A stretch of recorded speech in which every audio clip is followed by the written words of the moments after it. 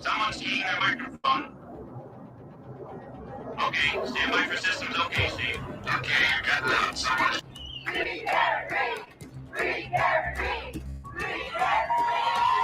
After years of unanswered questions, a break in the unsolved Gilgo Beach murders out of Long Island. Hey, no! I'm done. No! I'm done. No! You're all right.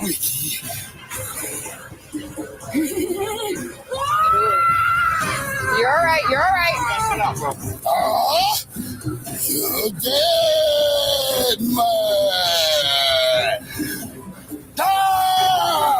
A little bit earlier, the Hampton County District Attorney just released new evidence of the abduction and murder of Holly Karanen of Sturbridge. For serial killer more than 30 years after the last victim was found. The New Bedford highway murders terrorized the South Coast back in the 80s. And as chief investigator, Cheryl Theodorakis reports, one victim's family believes the case is one tip away from being solved. There are new developments in a case that terrorized the central U.S. for decades. Investigators believe the BTK killer may have had more victims than we first knew. Emily Akena now on what they found in his backyard this week.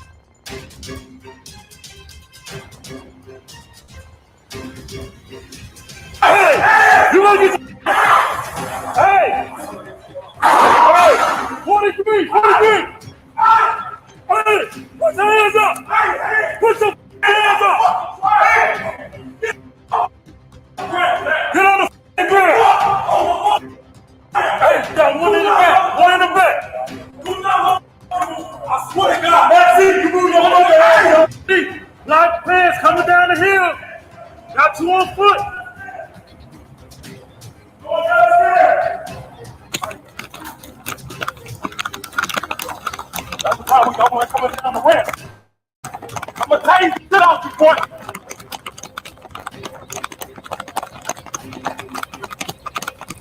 Coming down the ramp, gray sweatshirt, black pants, mask on.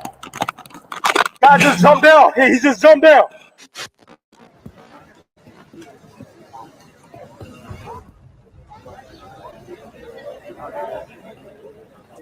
Yeah, we will. Have you been arrested before?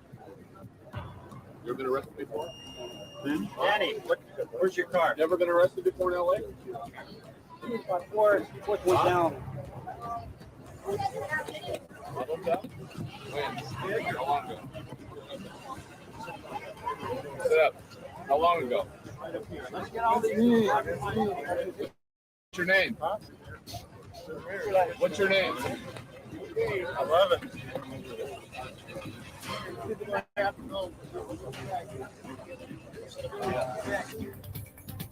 Developing this morning, new insight into capturing a suspected serial killer. The California man is believed to be behind a string of brutal murders that started back in July. Well, police say he was caught yesterday while he was hunting for another victim. Here's CBS's Bradley Blackburn. Stockton, California police say this is the suspected serial killer who has had an entire city frozen in fear. Wesley Brownlee was arrested just after 2 a.m. Saturday near his Stockton home.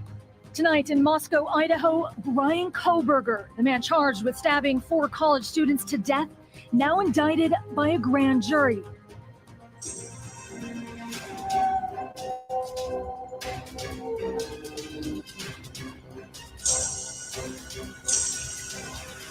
It would have made a frightening Hitchcock thriller if the crimes hadn't been real. A killer was stalking Boston women, raping and strangling them.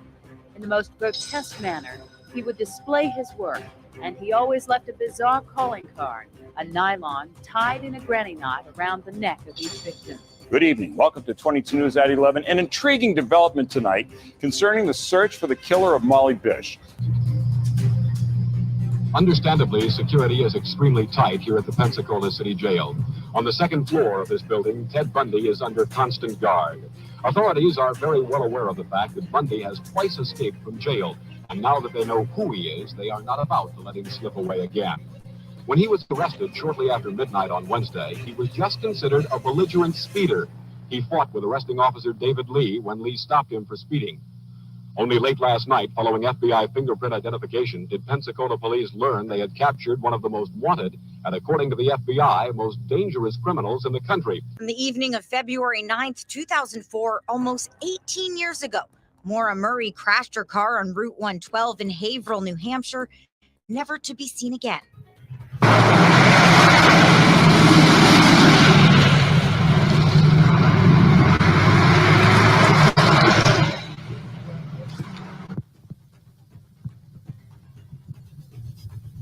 I can't. Negative.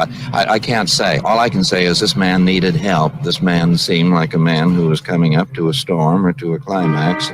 This very blood-curdling thing at one of the cutoffs where he said, children kill, and then sort of an agonized cutoff, enough to turn your hair whiter than mine.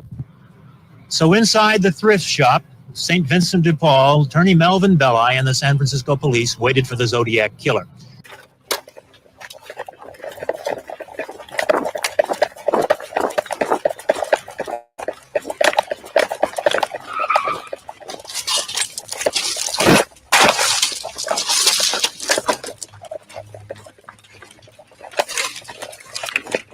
It's not, Devin.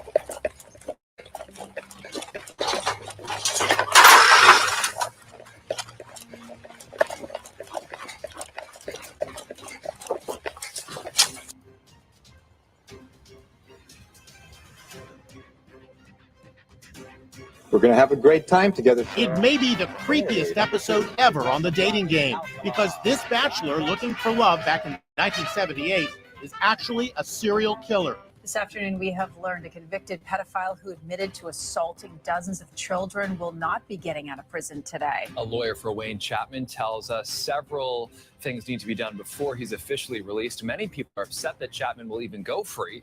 WBZ's Anna Myler has more now at noon from Shirley. Well, it is a case that has never gone cold for the family of Holly Peranian, who would have turned 40 years old last month. Today, investigators renewed their call for the public's help with this investigation. Much of it centered on this T-shirt that you see behind me, which was among items found in the area of Brimfield, where Holly's remains were uncovered back in October of 1993. Take a closer look at it, with a very distinguishing color and Boston logo. Within the past 6 months, further forensic testing has been done, thanks to advances in testing procedures. Investigators want some very specific information related to it, and Holly Peranian's family hopes to finally have some closure. Koberger has yet to enter a plea, but his previous attorney said he believes he'll be exonerated. The indictment follows his December arrest at his family home in Pennsylvania. More than 45 days after Maddie Mogan, Kaylee Gonsalves, Xana Kernodle, and Ethan Chapin were found brutally murdered in this college house. According to court documents, Koberger's DNA was found on a knife sheath at the crime scene, and his white Hyundai Elantra seen driving here during a routine traffic stop. Devastating crimes. They compare, in the annals of crime, they compare absolutely with Jack the Ripper. Perhaps even worse, because they were quiet and deadly. The Strangler's first victim was Anna Slessers, a 55-year-old divorcee, brutally beaten and strangled while a parade passed down her Back Bay Street. From June 1962 until January 1964, 10 more women would die the same way. Believes he may have uncovered evidence that could lead to Molly's murderer.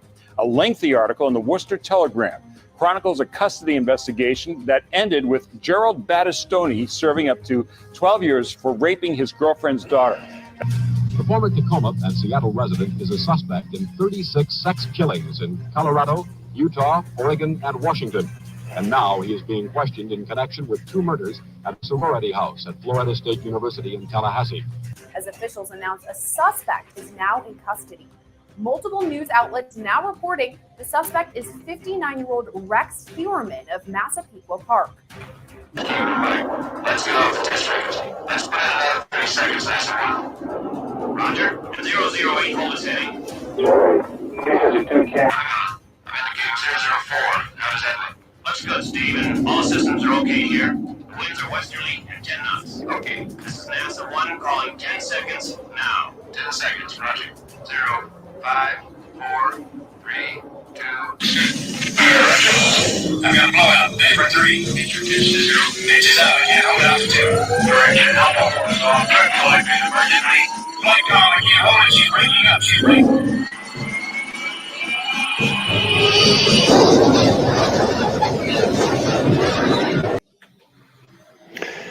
Hey guys, thanks for being here. I might introduce my guest in a moment. I love that. I don't know why I love that opening for the $6 Million Man, which very few people here are probably old enough to remember. So today I had some exciting news. I spoke at length to someone on death row at San Quentin in California.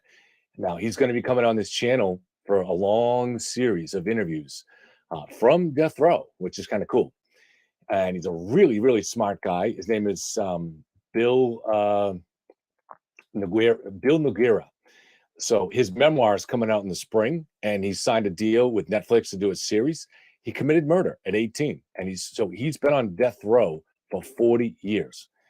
The last execution in California was 2006. So he spent much of his time deliberately studying serial killers and I'm sorry, killers in general, but in particular serial killers. And he's used this knowledge to help police solve cases, including they solved an old serial killer case. So he has tremendous insights into how these guys think, because they would tell him things that they would never tell an FBI profiler. In fact, though Bill only killed one person himself, he pretended to have the same kind of fantasies or thoughts as the other serial killers in order to kind of get them to loosen up on him. So he's not only going to do a series on this channel, but he's going to be a regular guest. His calls are limited to 15 minutes. You can do consecutive ones, but you kind of have to hang up and have him call back. So we're working on the logistics of it. And I think we'll have him chime in whenever we have a case that seems like it's something where he might have some insights. And there's actually some more. As some of you guys know, on Fridays, we suspend disbelief and explore stories of the paranormal. My co-host in that, Jay, has been doing tarot card readings on Fridays. So he does the readings of someone in chat. I'm not a supernatural believer myself, but I'm a writer, so I love this stuff on anything that makes a good story. Well, Bill has a bunch of incredible stories of the paranormal from death row. He had more stories than I can remember, and he was only talking to me on that part of it for about 5-10 minutes today.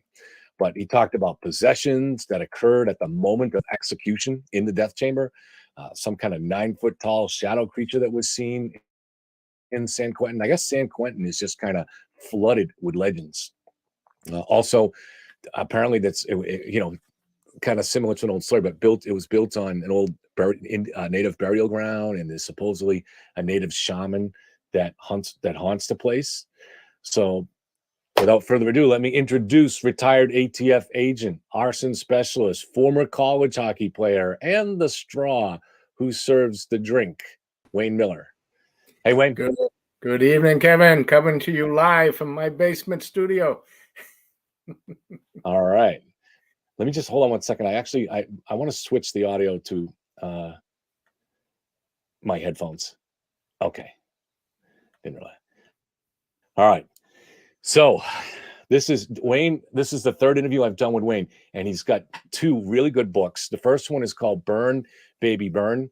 That is about probably the biggest case of organized arson in the country's history. There was over 250 fires that were set in the early 80s. So it's an incredible story. We've done an extensive interview on that. But then he has another book called Bang, Boom, Burn. We've been going through doing 4 or 5 stories at a time, because this is a compilation of, I think, about 20 investigations that he was involved in during his time. So we can go in any particular order you want, but I was interested, I know you didn't do a ton of work on this, but you were involved in the Olympic bombing in Atlanta. Yes, I was. Yep. Anything, I know you weren't I know that was a smaller chapter in the book, but I was interested in it. It was interesting. My wife was home. It was summertime, right? It was July 1996. And her son, my stepson, was up at 1 o'clock in the morning, and he woke her up, said, there's some sort of explosion down at the Olympics. And she called me up. I had just gotten to bed because I was working 12 noon to 12 midnight shifts. So I had just gotten to bed. She woke me up before anybody else did. And that was about 1:30 in the morning. So I called my supervisor right away, who had already gotten up, and he was starting to make his calls. And we were on scene by about 3 a.m. And, we were part of the evidence collection team. We worked along mostly with the FBI and Georgia Bureau of Investigation. The scene was quite large. I mean, people have seen pictures, or you can Google them still. You got one pipe bomb near the stage in Centennial Park, and it was in a backpack, and right by a park bench.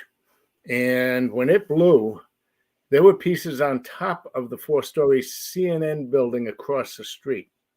Wow. That's how powerful this thing was. Is that unusual for a bomb that size? Yeah, it really was. It was quite packed. And so we started, gridding off the area, and we broke it down into like 10-foot squares and was taking evidence out of there. I had a beef with the FBI. ATF had a beef with the FBI because they wanted to take every single piece of evidence with a separate number. The way we would normally do something like that, let's say you got your grid number at B3, okay? In that grid, we would have maybe 5 plastic bags. We would take pieces of wood from the park bench, wires, shrapnel from the pipe type of thing, and we'd put in 5 separate bags for that square because it makes it a little less complicated and you make less mistakes. You try to introduce 14,000 pieces of evidence versus our way is only, 140 pieces of evidence, that type of thing, So, but we did. And something really strange for me, I got selected to go to the autopsy, the one woman who died from the actual bomb itself. I was on the job for exactly 20 years, and I had never gone to an autopsy. So in Atlanta, it's quite a process because they did 4 of them while I was there. The woman, she had a lot of shrapnel in her from the bombing. Then a Turkish reporter who died of a heart attack, who was running back to report on the scene. And he had like 90% blockage all around his heart. And it was just waiting to happen for him. And then there was a car accident and a aneurysm, I think, a brain aneurysm. So I got to see. So only one person was actually killed directly from the bombing. Yes, exactly. And that's only because, the agents were made aware by Richard Jewell, the guy who ended up being the suspect for the FBI. But he made a couple agents aware of it, and they started moving people back gently. They didn't tell the band who was playing on the stage because they didn't want to panic everybody. And they did a pretty good job since only one person did get killed. One of the agents got shrapnel in his calf or something, and a couple people had minor injuries. So it was interesting too, because it sounds like you and maybe the ATF didn't believe Richard Jewell had ever believed that he was the main suspect, where the FBI went the other way, or? I remember it just like it happened yesterday. As soon as that came out, we were talking amongst ourselves that, no, we don't believe he did it. And there were just certain things about his mannerisms, about, he's the one who reported the bomb. Just because the guy is a security guard, a lot of times security guards get the shaft, Yeah. And he became a suspect for the FBI. And, everything was leaked. it was reported right in the Atlanta Constitution. I think that's called the newspaper. And there was a reporter there that FBI gave her everything. And, it was printed all over the place. The guy couldn't rest. He couldn't sleep. His house was hounded by the press. We did not believe it from the beginning. And as everybody knows, we were right. Yeah. Why do you think the FBI? Was it just a matter of over profiling because he was a security guard, maybe a policeman, a cop wannabe who maybe had a hero complex? Is that, or no, I'm not saying he's like that, but that's what their profile was. A loner, a white male of a certain age, not a great job. Yeah, like he wanted to be a cop and couldn't be one. And lived with mom, stuff like that. And it all started adding up to them, just check off the boxes, but you can't always just check off boxes. You have to use some intuition from the human abilities, Right. Did you guys use profilers at all? And obviously the FBI is famous for it, but is that something that you guys did at all? Yep. As soon as the FBI obviously is one of the first agencies to use them, but we started using them especially on arson and bombing cases.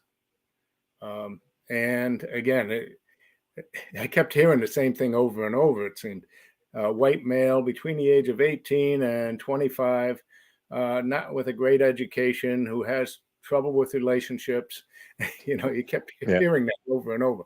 For especially like a serial, I had 2 serial arson cases in my book, and neither one of them. Well, they only fit in some boxes. Like James Dix, on the South Shore here in Massachusetts. James Dix was coined the Garden Country serial arsonist because he burned a bunch of churches and VFW and American Legions.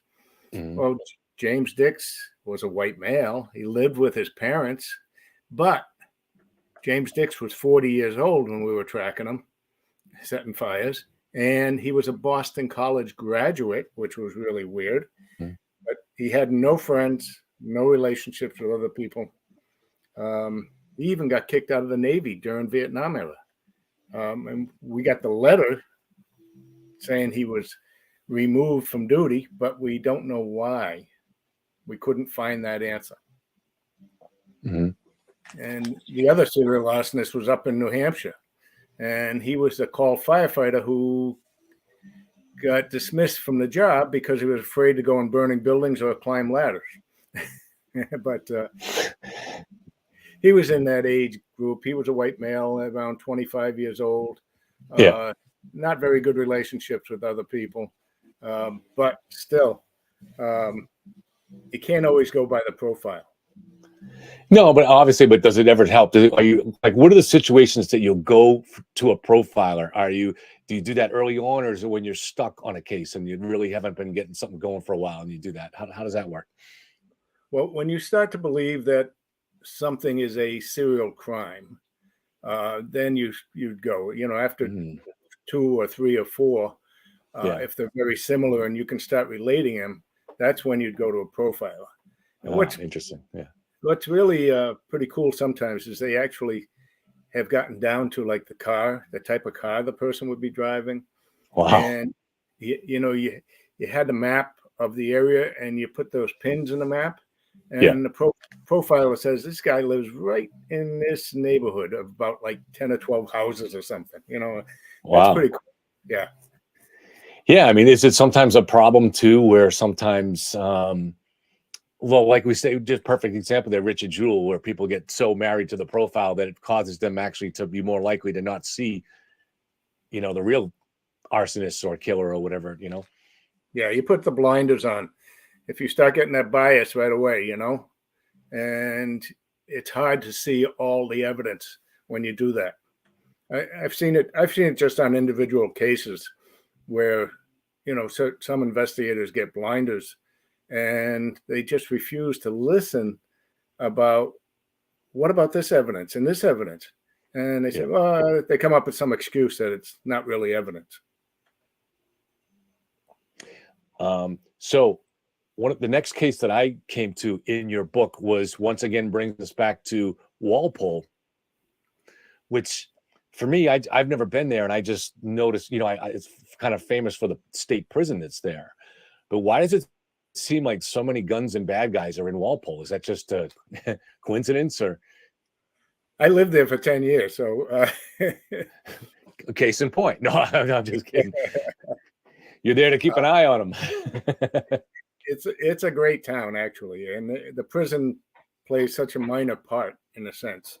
It's tucked away; you don't even notice it. But yeah, I don't know. I mean, I had that 46 machine gun case we talked about last time, and that was a very unusual case in the suburbs. Why do you have 46 M16s and 17 other guns and $1 million worth of stolen goods in a raised ranch? So what happened this time? I was working very closely with a good friend of mine, Jimmy Donahue, a detective from Walpole, and they had this guy in town, Klozieski.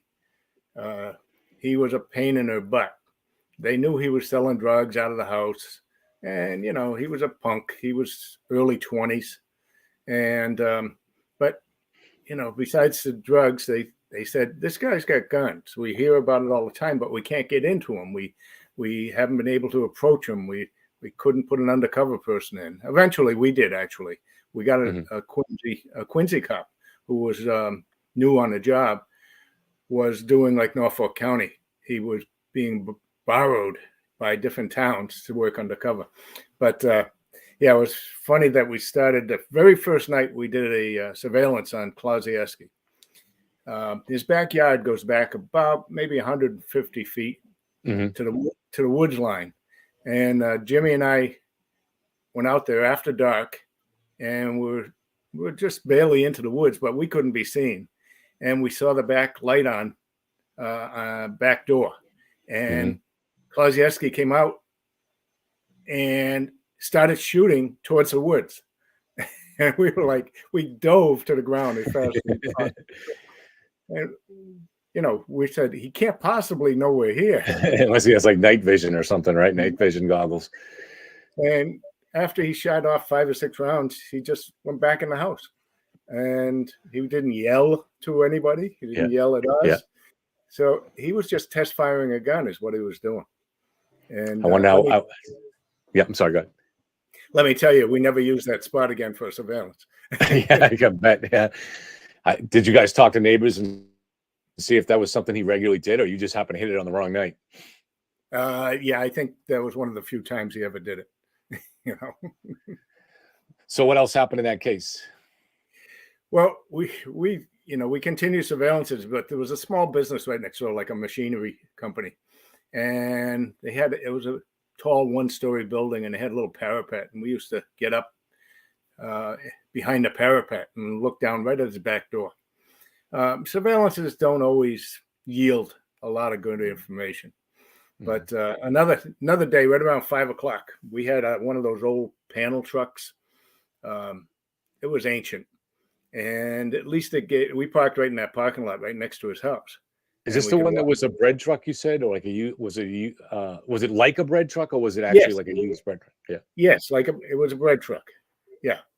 And so I'm just curious about that, because I don't mean to interrupt you, Wayne, but this actually came up, the bread truck thing, in another story that we've covered extensively.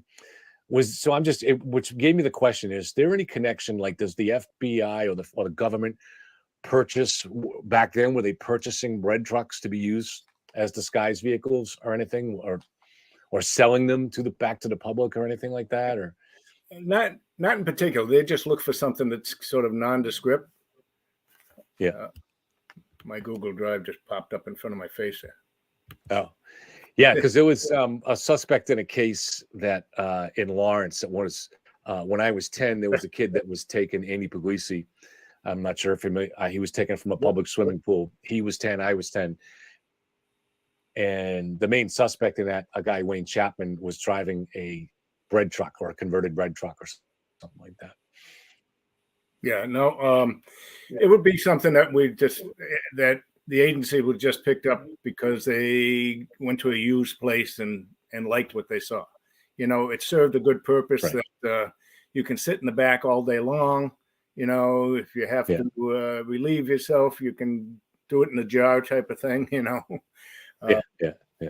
So it kept you out of the element somewhat, even so if you didn't have it running, you know, you'd still get pretty cold in there. So one day, Kolosieski took off and he headed up onto Route 1 and headed northbound because through Norwood and Walpole. Route 1 goes south into Foxborough. But so I'm driving and Jimmy's like standing in the passenger area. And I'm driving like a madman and trying to go through traffic.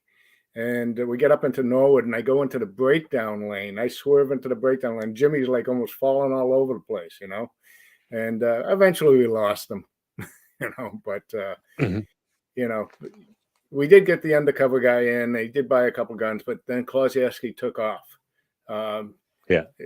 Nobody knew where he was for a long time. And once we found him in Florida, the DA's office here didn't want to bring him back, and we didn't really have good federal charges either. So, so he just went his merry way until he got murdered himself down in Florida. Oh, and I think didn't you say he did actually get charged in Norfolk County, or was that a different case? Yeah. Yes, but they, you know, they don't want to spend the money to go down, send somebody down and bring people back sometimes. Yeah. And was it similar charges to what the Fed, or was it different charges? It was selling a gun to an undercover. It was having a gun without a license, stuff like that. So similar charges, charges that the federal prosecutor could have if he wanted to. Yeah. Yes. I just had a general question too. So you guys assigned to a specific office? How does it work with you guys and, you know, federal agents? I don't know, you know, does it compare? Or certainly with the ATF, how does that work? Sure. ATF, I can't remember what we had, 6 groups or something. One was assigned to work like with Boston PD on gun cases. My group worked mostly south of Boston, you know, Norfolk County, Bristol County, you know, that in those areas. Other groups, you know, guys tend to gravitate, and if you get assigned to a group that works mainly south and you live north, that's a pain, but you try to get into the groups. You hope that you can get in a group that's closer to your home area. And we just, you develop those relationships. You know, I was really close with Walpole, Dedham, Norwood, Canton, Norfolk County, Quincy, Quincy Police, you know, and you develop those relationships, and that's how you make cases, you know. Do you have any, just as another aside, but some friends of ours have been investigating a case that is connected to Quincy in a way, where Sandra Crispo, who has been missing, she was 59, I think, for several years now. And they think it may have to do with gold bars that her father had left to her and the other children. Not exactly sure how it was divided up, because they were gold bars, so it was done outside of the will, you know. And but he was a bricklayer that grew up and spent his whole life on the Shore District in Quincy. So we were just wondering how he had managed to amass a fortune in gold bars. But I didn't know if he had any he's, you know, he's dead now, obviously, but I didn't know if you had any connections for Quincy police that you could reach out to and see if they know anything about this guy. And I'll tell you his name off the air. Yeah, all my connections are about as old as I am. You know, but this guy would have been doing, if he was doing anything untoward, it would have been in the 60s and 70s and maybe the 80s. No, most of the guys have been, you know, they're all retired, the cops I know, unless they're talking to people who are still on the job, you know. Yeah.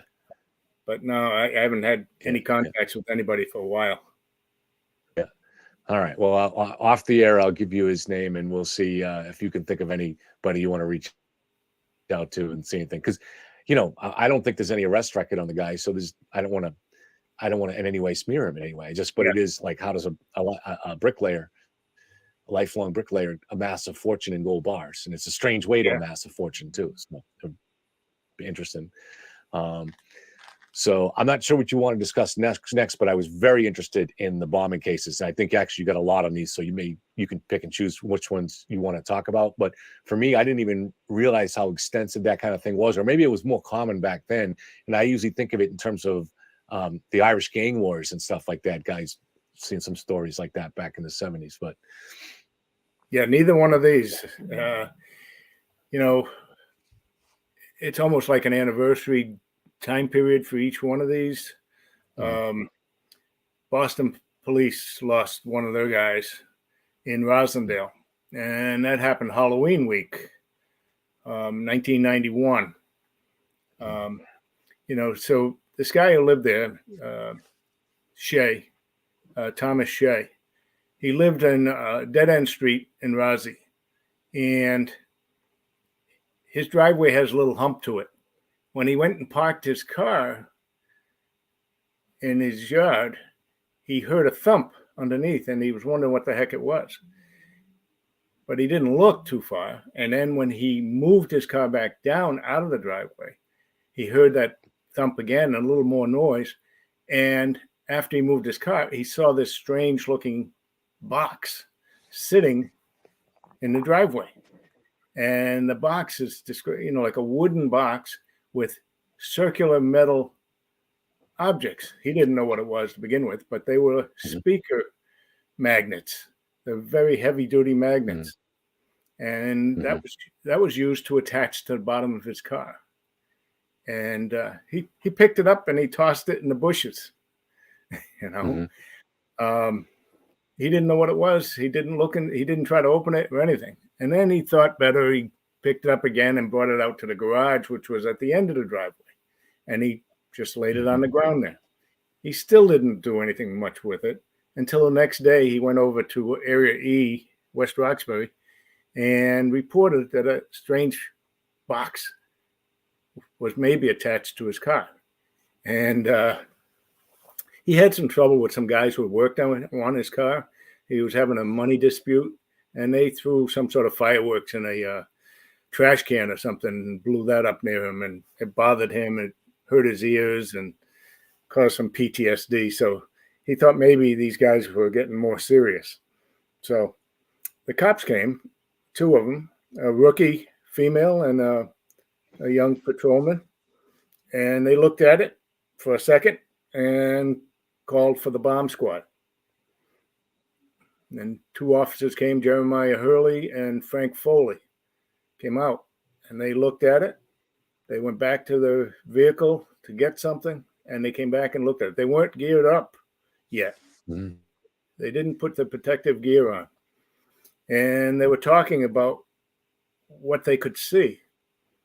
And the word is they could actually see in a hole in the side. When you're setting a bomb, you need to have a hole so you can set it. So as they were talking about it, it blew up. So when they saw the hole, that was a giveaway that was probably a bomb. They thought they could see a movement of what ended up being a servo, which is a remote control device. They thought they saw it move. And is that how it was set up? Is that how it was set off remotely by somebody with a remote control, or what did... That's what the belief is, and some evidence to that, but not firm evidence. It may just have been ready because they touched it or moved it too that we don't know about. So Jeremiah Hurley, severely wounded. The first words, were "How's Frank?" He was worried about his partner, and then he said, "Tell my family I love them" and stuff. He did live for quite a few hours in the hospital. Frank Foley lost an eye, severe burns, some disfiguration. Frank just died a year ago, where Jeremiah Hurley died in 91. And, some odd stuff. We had the national response team here. Again, I was a member of the team. The team, for your listeners, 10 to 12 agents or chemists and explosive ordnance people respond within 24 hours any place we get called to. And there's 4 teams in the country. Luckily, I was right here. And we assisted Boston PD and Boston Fire in searching the area. And we had pieces all the way down to an elementary school, which was like, well, 3 or 4 houses down the street. And again, that's pretty powerful. We had a blasting cap stuck right in the wall of the house next door. So you can trace that stuff normally, but this is one of the most unusual cases you could ever read about. And I highly recommend people to look at it. The chapter I wrote is based on transcripts that I looked at too, and interviewing a couple people. But a lot of people believe that the bomb maker was innocent. And he was convicted and given a life sentence that got reduced to 47 years, then given life again, then reduced again. He's due to get out within the next 2 or 3 years. But he was convicted with 0 physical evidence tying him to the bomb. 0. Well, let's go down. Let's go down the same path that you had actually in the chapter that kind of chronologically outlined the investigation. See, as I was seeing the chapter, and you mentioned how Shea Sr. had a problem with those guys, and I'm thinking, and auto body shop, and I'm thinking, could be some shady stuff going on there, right? But so take us down the path of the direction of the investigation chronologically. Yep. To the best of what I can remember, the auto body guys were ruled out pretty quickly, but this device was probably put on the. Was it the auto body guys that did the lie detector test, or was that someone else? One of them did, and one of them failed, right? Or one of them failed, but it was something. It's because he was doing other things, and that's why he failed. But it wasn't directly related to the bombing. Yeah. So how were they able to rule him out? I mean, I guess it's good work that they were able, even though this guy failed and they seemed to have a motive, but they still were able to rule him out. Yeah, the motive was a little weak anyway. It wasn't for a lot of money or anything like that. But I can't recall all the details, but because of the timing and the location of the car, things like that, Yeah. Okay. So it came back to Thomas Shea Jr., and that's not his real name, but that's what he went by. Okay. And Thomas Shea was a wacko. I mean, this guy, at one point he like bragging that he did this thing. He's telling people that he did this stuff. But the closest evidence that they got for him was at a Radio Shack on Mass Ave, right near the Christian Science Building, near Symphony Hall, that type of area. And when you buy something there, normally you have to give information at Radio Shack and, an address, phone number, that type of thing. Well, the phone number was his dad's phone number, and the address on there, I think just the numbers were reversed on the address. So it was like exactly the right thing, except instead of 49, it was 94, something like that. And something with the phone number was like that too, reversed the numbers. Now, the clerk said the guy fit Thomas Shea Jr.'s description, but that's the best we could get. But it's interesting that why would you go to that Radio Shack when there's one right in Dedham, close to Rosendale, stuff like that? He wasn't working in that area himself, but the bomb maker, refresh my memory, his name. Trimble or Trengle or something like that. Trankler. Trankler. Okay. I got the T. All right. Yeah. Trankler, he worked on electronics. and he was doing a job for the Christian Science Center. So isn't it interesting that these components, which were the exact components that were used in the device, except that you didn't have a serial number that you could say the servo was this particular thing, but it was the exact servo he bought and the exact batteries he bought were in there. So it's so interesting that it was right across the street that he was working where these things were bought. And the only way to tie, this was accidental too. We talk about relationships. After we finished the scene, about 2 or 3 days at the scene, I went about my normal job, doing other investigations. I went over to Quincy PD and talked to an old timer there, a detective, about another case I was working on. And we were talking about the bombing. And he said to me, you know, I had something very similar to that about 4 or 5 years ago. And he goes, looks in his file, and he says, yeah, we arrested this guy, Trenkler, for building this device, which is very similar to your device that you're telling me about. It was similar, but it wasn't exactly the same. Mm-hmm. And then they found out that Trenkler's name was in the little black book of Thomas Shea Jr. So you tie those two guys together. Yeah. And go ahead. No, I'm just thinking. Well, you're probably going to get to this anyways. But did they find anything in terms of motive for either one of them? And it's also interesting to me too is, nowadays if people can look up online, I guess probably how to build a bomb. But back then, you might not know how to do it, right? And how would you first even start thinking about knowing how to do something like that? So, but right. First I would say the motive. What were the motive of these guys? Yeah, well, Trenkler didn't have one except his friend asked him to do it and maybe give him a little piece of a pie afterwards. Thomas Shea and Trenkler were both gay. And Thomas Shea Sr. Just found out that his son was gay. And they had a big argument and blowout about it. And the junior realized his dad had a pretty good insurance policy too. So a combination. Let me get rid of my dad who doesn't care for my lifestyle, and then I can make some money in the process. That type of thing. Financial motive. Yeah. Yes.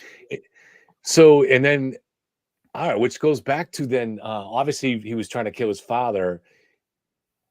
I guess you'll never know because, like you said, they aren't going to know the answer, whether it was remotely triggered. But you can't help wondering. So it fell off maybe before he intended to blow it up. But then he could have killed his father anytime if he was watching when his father was moving it around and stuff like that. But then also, if it was triggered remotely, the next day, it was done, with Hurley. And but did they not do it before that when the first two root cops got there? And maybe one because one of them was a woman, or I don't know. Yeah. Did they choose not to do it at that time, or? It's a really difficult case. There's some information that Trenkler was parked down the end of the street at the time, but because somebody saw a car there and reported that this car shouldn't have been parked there. It was like out of place, something like that. And they gave a description of the car that was like Trenkler's car, but back then you didn't have everything that you could have today where you could actually know where that car was parked. You could have had a cell phone. You could have had GPS in the car, back then you didn't have that. And you didn't have the cameras on the street to pick the guy out either, Yeah. So,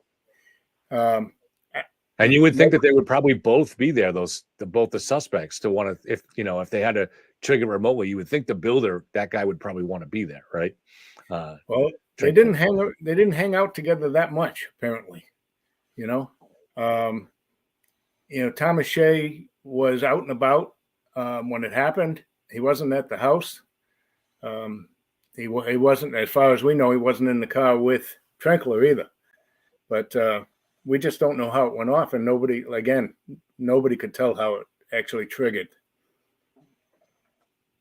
Yeah, just people were asking some questions in chat, but most of them have to do with Karen Reed case. So I told them, we'll try. Usually, you let us get in one or two questions at the end after we discuss your book, but so I'm just replying to that, making sure you're serious. All right, Well, I have them on there too, making sure it doesn't get too rough. Well, let me just finish with that case quickly. There was a book written, and again, I don't know the author's name, but it's in my book, and you can look it up online just like I did. 570-page book he wrote about the innocence of Trenkler, and again, he was convicted in a trial, and on appeal, he was still upheld, and they only reduced his sentence from life to like 47 years. And that was because of some technicalities about the timing of the sentencing, that type of thing. But again, how do you convict? You got no fingerprints, no DNA, DNA. You don't have, they did search warrants on his house and his parents' house, garage, and they found nothing as far as the matching wires, where the components came from, except for Radio Shack. Where did the explosives come from? Where did the pipe come from? Stuff like that. Mm-hmm. So it's an interesting case, and I let the readers decide for themselves. Maybe the book is maybe the other book is motivated. I'm just guessing, is maybe motivated by wondering if their sexual identity was influenced the prosecution, or is that where they go? That's why it's such a long book, maybe, or yeah, I haven't read it, but I know what it's about.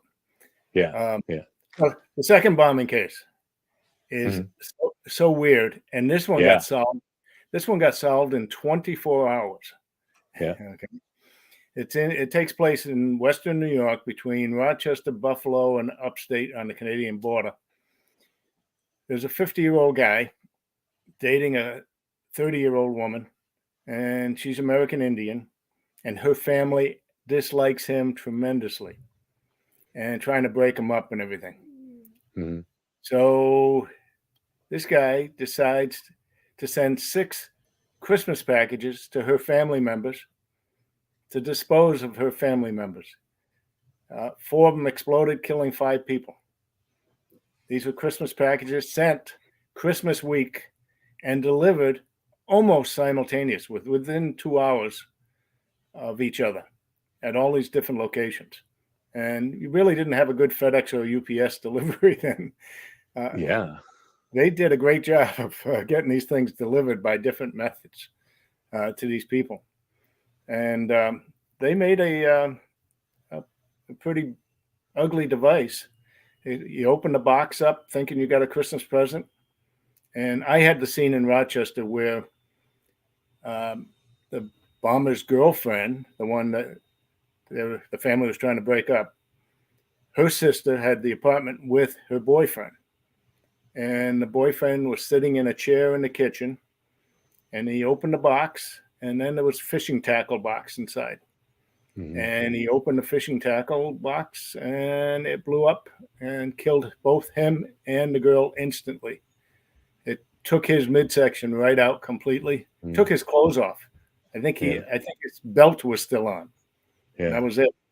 And it took her face from the lower portion of the jaw completely gone.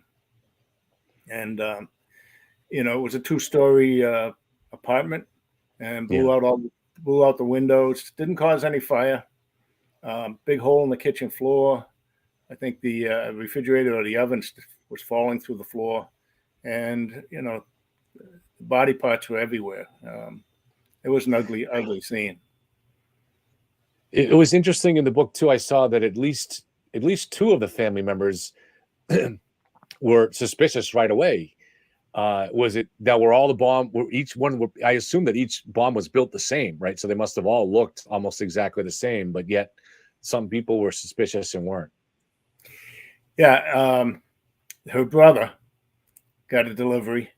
He took it outside, and he took his garden rake and started beating it with a garden rake. That's a strange thing So to he do. was really suspicious. Yeah. And it blew up, and it killed his dog, and he lucked out with fairly minor injuries, you know. And, Did he ever another, say what made him suspicious? Was it just the gut feeling, or?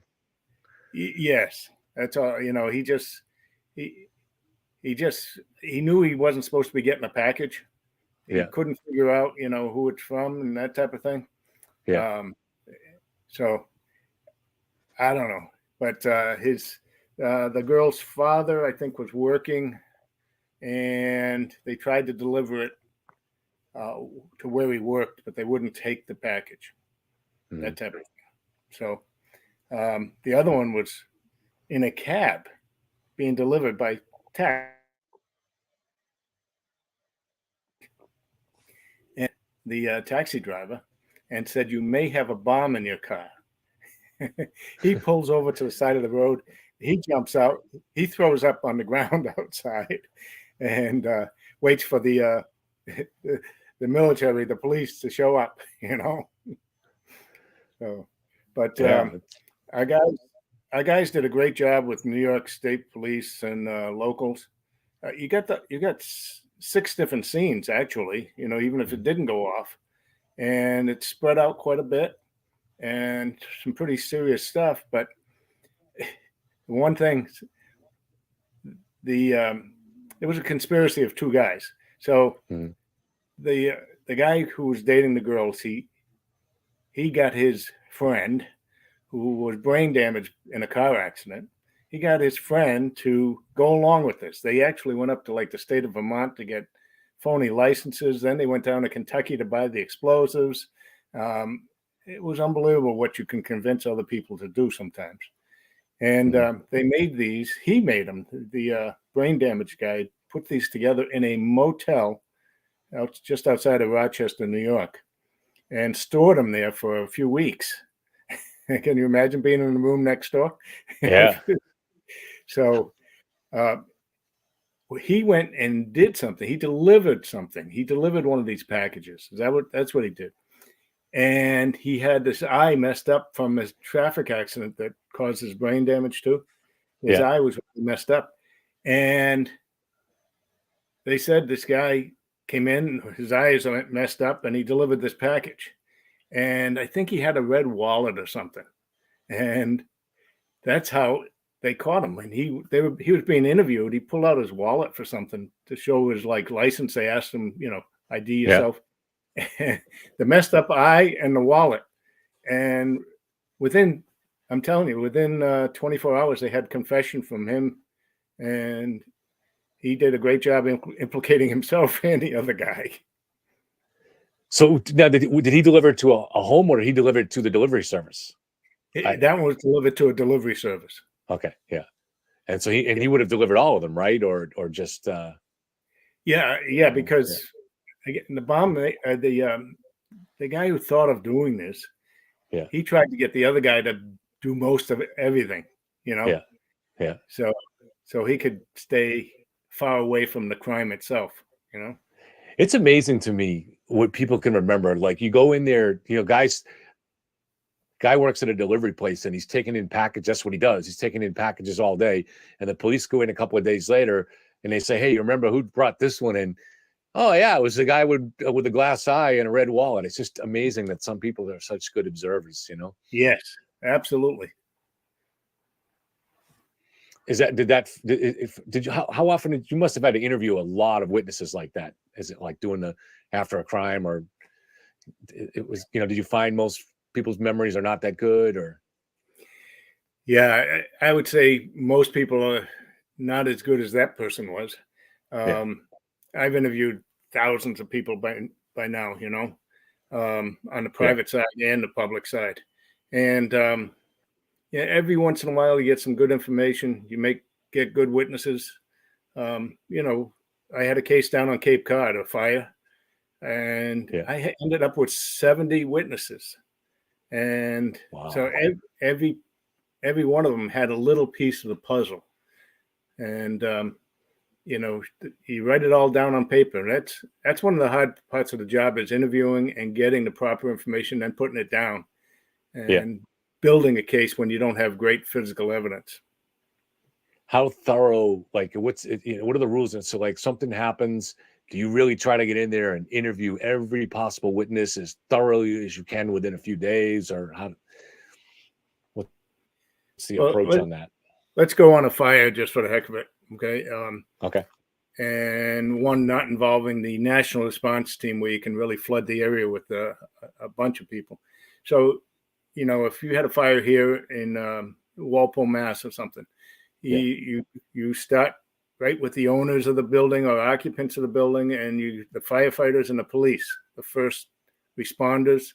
You start with the first eyewitnesses, and you ask information about what happened and what happened beforehand. What caused this incident on that day at that time, you know? And then you start finding out, well, we need to interview this person. And you methodically go down a list. You either call up or knock on doors. And if somebody's not there, you make your way around to them again the next day. But you just keep doing it. Charlie Gallant, that machine gun case that we talked about last time, Charlie took off and was in a boarding house down in Connecticut. And when he had gotten arrested, we were trying to find where he was staying. And he had a key that had just a little, in one of those, you stamp your numbers and letters, and it had like the number 12 on it, like for room 12. Well, it only took a little while to say, well, that's not a hotel. A hotel's not going to do that. It's got to be something a little bit different, like a small apartment building or something, you know? And we started, I had an intern with me, and we started knocking on doors in the New London, Connecticut area of every apartment building that we could think of, a rooming house. And the second day, it was like the second door we knocked on, and we had the right place. It's like you say, you go, you just got to get out there and do that footwork, you know? And another question, and this is leaves me. I have in mind some of the other cases that we look at, some of the current cases, without mentioning anything specifically.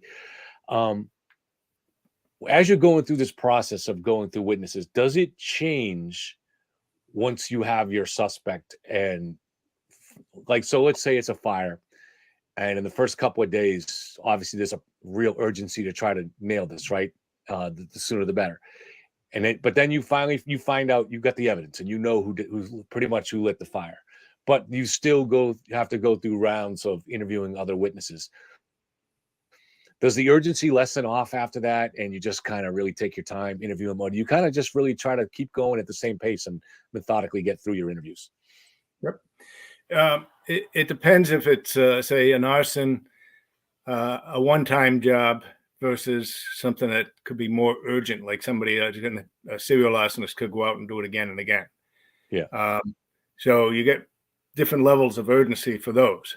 And once you nail down somebody, you think you have enough evidence, but you still have other witnesses that you can develop. Even the big arson case, once we got Bobby Gablowski, in Burn, Boston, Burn. And you said Burn, Baby, Burn. It's Burn, Boston, Burn. Oh, I'm sorry. It's okay. It's right over my shoulder. But I did put a link to it below, everybody. So anybody who wants to, if you're on the YouTube watching this, the link to both books are down there. You can find them on Amazon. But once we got him and he confessed, we had so many interviews to do. I bet you we did another 100, 150 interviews after his arrest. And we just assigned them to different people. You got these 3 or 4, go out and do it. If it takes you 2 or 3 days, just do it. And we just lined everything up. Sometimes you really have to kick butt and get out there and work as many people and hours to get things done, because it might happen again. Right. You know?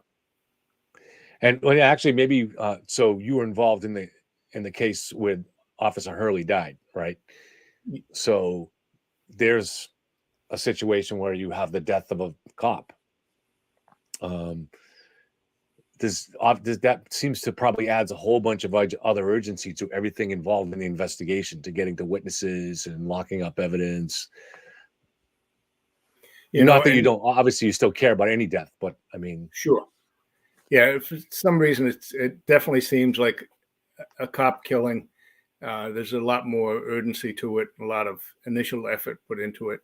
But in the long run, they're investigated in the same way. It just seems, but like in his case, it's not like he was the initial target, those two guys. Again, if Trenkler hit his remote control device transmitter, then he knew he was going to kill cops, which is not really what they were up for, Right. I mean, right.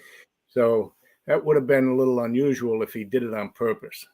But if they were the target, then you have a lot to look at. Just like there was a prosecutor in, where was he, in Jamaica Plain or West Roxbury, killed at a train station in the 90s. And I mean, it's all out effort. I mean, there's a prosecutor. Not many judges or prosecutors get killed. But when it happens, you have to look at history going back 10, 20 years. But why did it happen today? Did somebody get released just last week from the prison? Did he just sentence somebody? Judges get killed because, in a divorce case. The settlement just happened today, and the husband got screwed, and he goes and kills the judge. Yeah, and the urgency, the urgency in those cases is understandable from the emotional side of working with these people, but also I think it's rational too. If you don't send a message that the judges and the prosecutors and the police are safe, it's just going to encourage a lot more of that. So you want to solve those as quick as you can, right? Yes, and it really, I was just talking with a former partner of mine, and he had a huge case in East Boston. Billy DiVincenzi was robbing banks, and Billy helped the FBI solve when Billy Murphy was my partner, and he was working on Billy D, and he helped the FBI solve a case of him robbing banks, and eventually Billy D got convicted in California for double murder out there. But now I lost my train.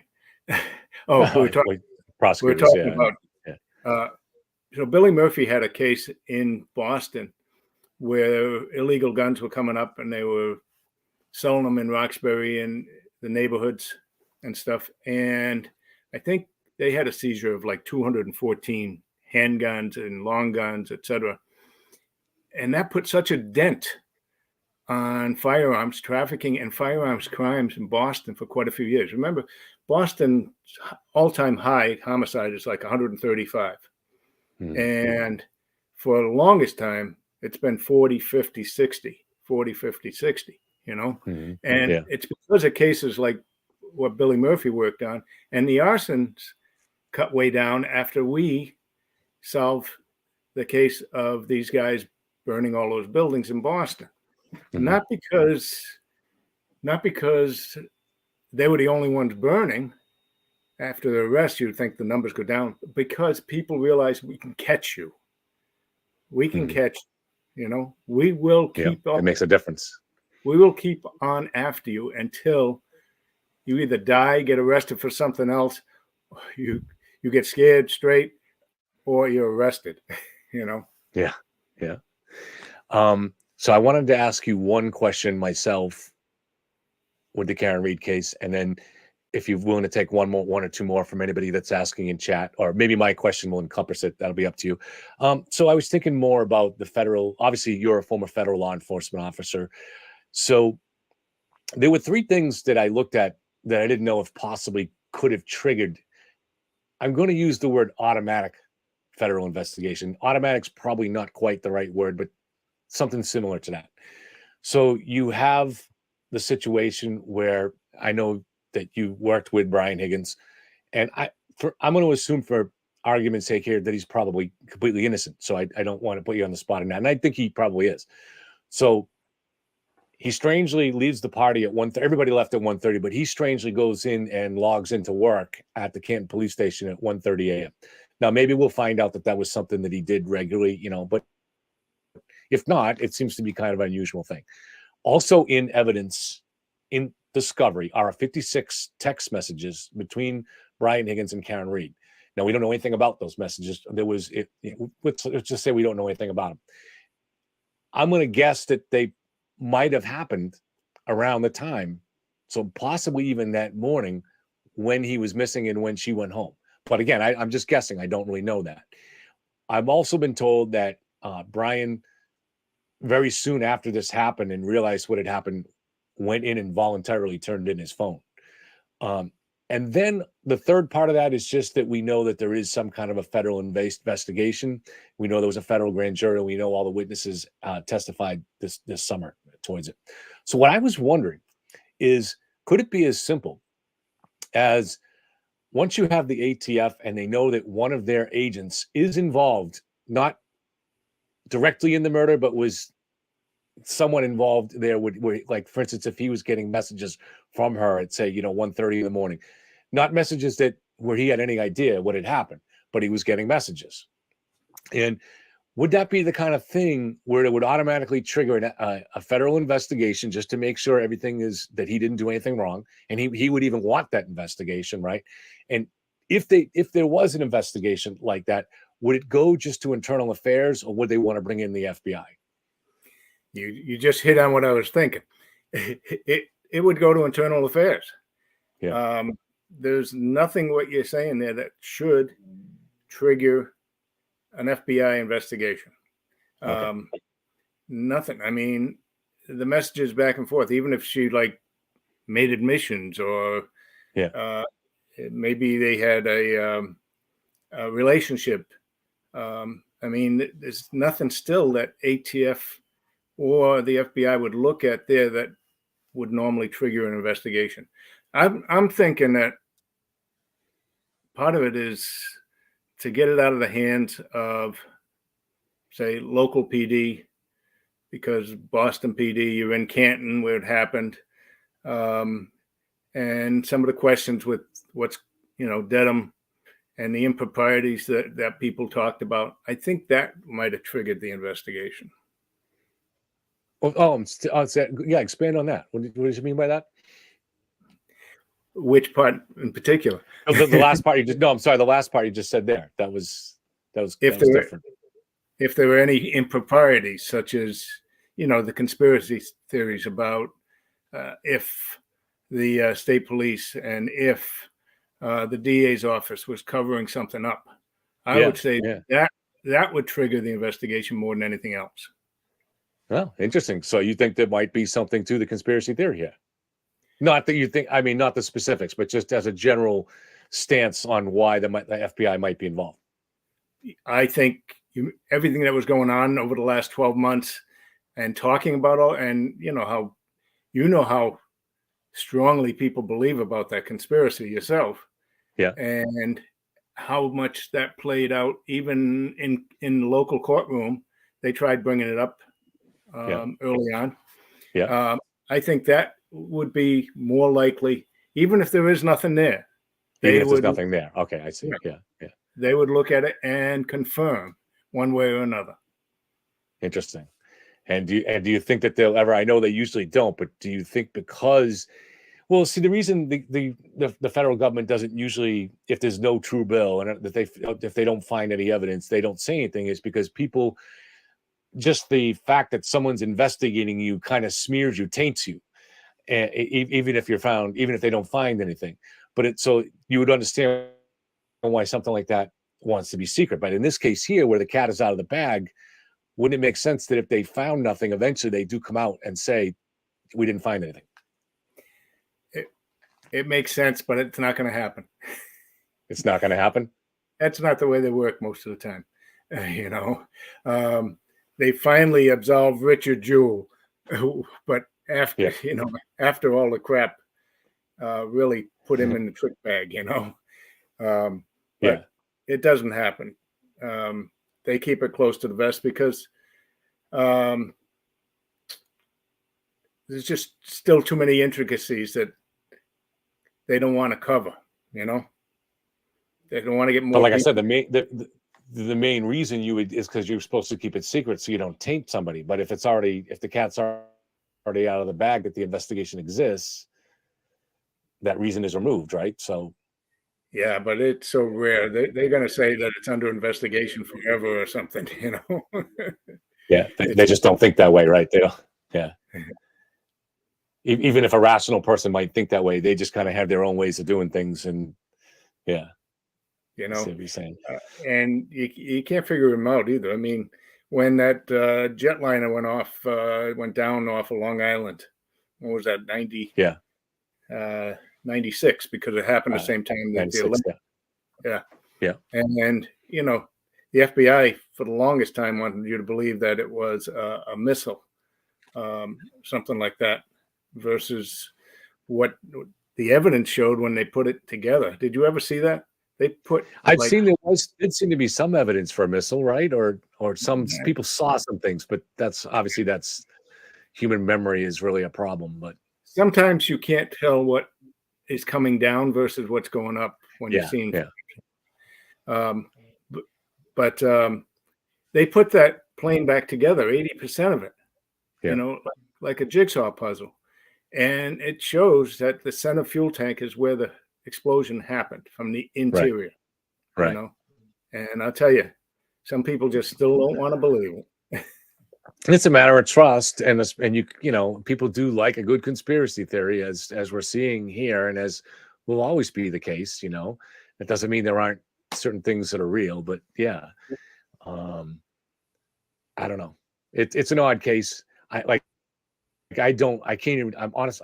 Even though I know in theory there are conspiracies that are true, I can't actually think of any off the top of my head that I believe in. Any kind of big conspiracy case like that.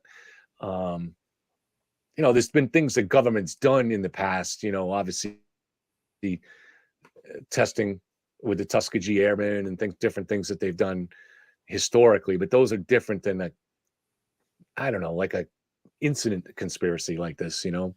Yeah. Yeah, like the Iran Contra, the gun stuff down, you know, I mean, that was a conspiracy. Watergate was a conspiracy, but those got proven to be conspiracies. But that's not like the Kennedy assassination or Princess Di dying or so many other cases that over the years people want to believe that some sort of conspiracy, but the evidence just hasn't come out.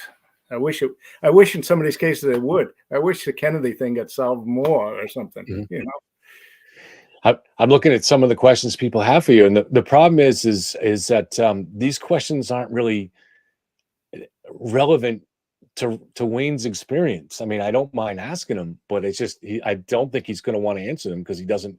So, for instance, in the Karen Reed case, someone's asking me if you can see chat. That's depends on what channel he's on, but probably not, because if you play, I don't think he can see the chat, guys. So the plow driver in the case was interviewed and did not see a body on the street in the Karen Reed case, and then also seems to have later said that he did see a car parked in that same spot at 3:30. So they kind of want me to ask you about that, but obviously that you can take it on if you want. I don't know if you even followed enough to know about that. So, like, what's the question? You know, I guess. Well, Timothy asked something about would that kind of evidence coming out, would that be enough to cause the state to reopen the investigation or something? I don't know. I'm trying to. He's got about. Is that fairly new information? I mean, well, you know, the defense had a private eye go out within, I think, 2 weeks. I think about 2 weeks later, and talk to the plow driver. And the plow driver gave him a report saying he went by a few times between 2 and 3 and didn't see anybody lying there. And he said he would have. And then he also said that he drove. He went to go down that street at about 3:30, I think. And at that time, he he didn't go down the street because he saw a vehicle parked in that same spot. Hmm. And so he waited to see, because he didn't want to plow the vehicle in. And he described, the private investigator took, this is an investigator for the defense team, took him out into the parking lot and said, point to a vehicle that looks like what you saw. And he pointed to supposedly a Ford Edge, which is same that as what was owned by the owner of the house and also other family members in the house. And then supposedly he said, well, that's a different, but it wasn't the Ford Edge of the owner. So, the question is how important, I don't know, I'm not sure, it's kind of a bunch of questions on this. I'm trying to compile it down to one, but how relevant is it? Or how should should the federal agencies deal with this? Well, I would think that his testimony is significant. If he, a plow driver should virtually see, I don't care how hard it's snowing most of the time, unless it's an absolute blizzard. Yeah. But obviously he's going up and down the road, and a body, unless the body's covered by snow, It would have been covered, say, by a layer of snow, maybe half an inch. It wasn't covered by a lot of snow, but enough to cover it, Yep. To make it blend in a little bit in the background. I think it snowed overnight up until, say, like when John was found, maybe 2 or 3 inches. So depending on when John went by, you'd have to say a half inch to an inch, maybe. Yeah. Not with John, depending on when the truck went by. Yeah, right. Yeah. I mean, I would count his information as pretty accurate one way or another, Yeah, I mean, it's the thing is, I'm just a bartender, Wayne. And for me, just in my brief time looking at true crime cases, one of the things that I found, so you could tell me if this rings true with your experience in cases that you went, is that eyewitness testimony tends to be really, really unreliable. And in every big case, there's a certain amount of eyewitness testimonies, whether it's to JFK or even going all the way back to Lizzie Borden or more recent cases. There's always eyewitness testimony that you can't explain, but it just can't be true. So you just have to dismiss it. Certain eyewitness testimony that's not backed by the physical evidence or by other eyewitnesses. Does that, how do you react to that? Am I saying that? You're right in a lot of ways, but what you're talking about, those eyewitnesses are usually witnessing the bank robbery, the person who ran into the scene and shot somebody and then left. Those, you can talk to 10 people and they're going to give you almost 5 different descriptions. But his is different. His is just driving down the road. He's not seeing someone back into somebody, or he's not seeing somebody fall down. His is just, you go out in the street by your house and just look outside. You either see something or you're not seeing something. And so it's a little bit different than the eyewitness who's witnessing an event, Yeah. Tim says, all right, just to give you an example so Tim says witness testimony is 80% of conviction rates. Holy crap. Tim, you're kind of missing what I'm saying. So you've bombarded with a lot of questions. So it's hard to keep up with them and then boil them all down to one. Okay. Especially since the original question you asked was a half hour ago in the chat and I can't see it. So yes, of course, there's witness testimony in 80% of cases, but you're talking about, but there's what I'm saying is there's always witness testimony that ends up getting dismissed because it just can't be true because it doesn't fit the facts. That's all I'm saying. No one is saying that witness testimony is irrelevant. You're going to end up seeing witness testimony in cases that is false. You may not always get to the reason why it's false because it could be made up. It could be a false memory. You just don't know. People lie sometimes for other reasons too, So in this case, to Wayne, just with the plow guy there, Lucky, Michael Proctor, the lead investigator, didn't interview him initially, which is kind of suspicious, right? But what he had found out, supposedly, at least according to his report, was that Lucky did not plow that street, and that the street was unplowed. And that's why I believe, if my people can correct me if I'm wrong, but I believe that that's why he actually probably didn't try to initially interview Lucky, is that he didn't believe, based on his information, that the street was actually plowed. It was a borderline storm at that time. Later on, there was 12 inches of snow, but in the early hours of the morning. So, and and then there was, yeah, go ahead. Your viewer's point.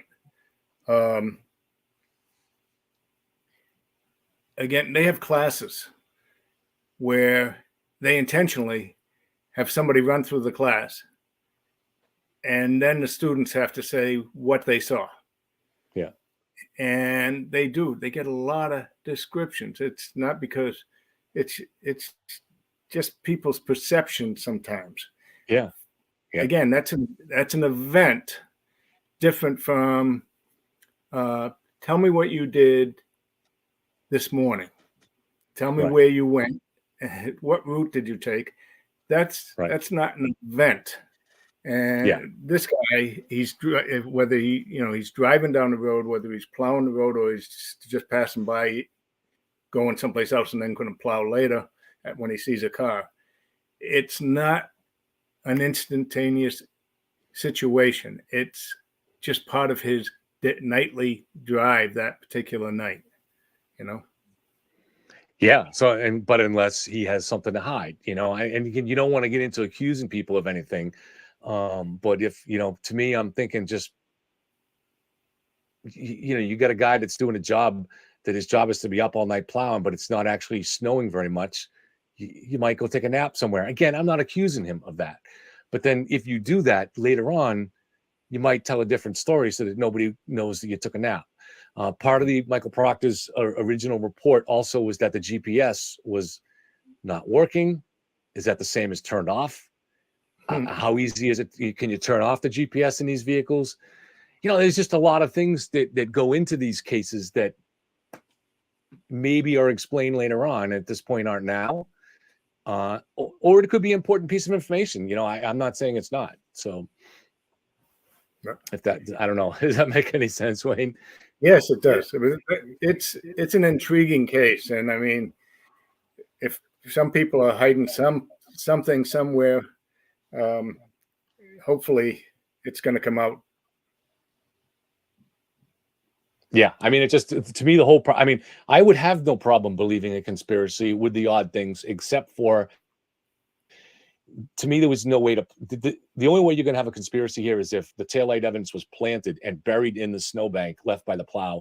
All those pieces were found from Karen's SUV in the snowbank, and there was no access really to her SUV until after it was towed. It got back to Ken sometime a little after 5.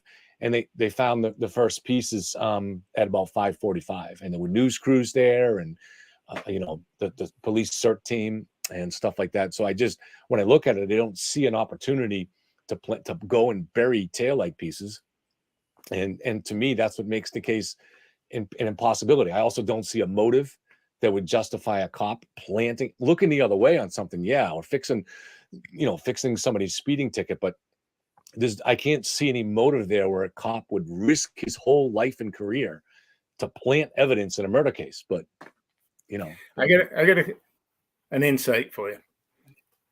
Sure. We used to do a lot of testing on my job. You do testing of firearms. You do testing of how to burn things and how things can happen.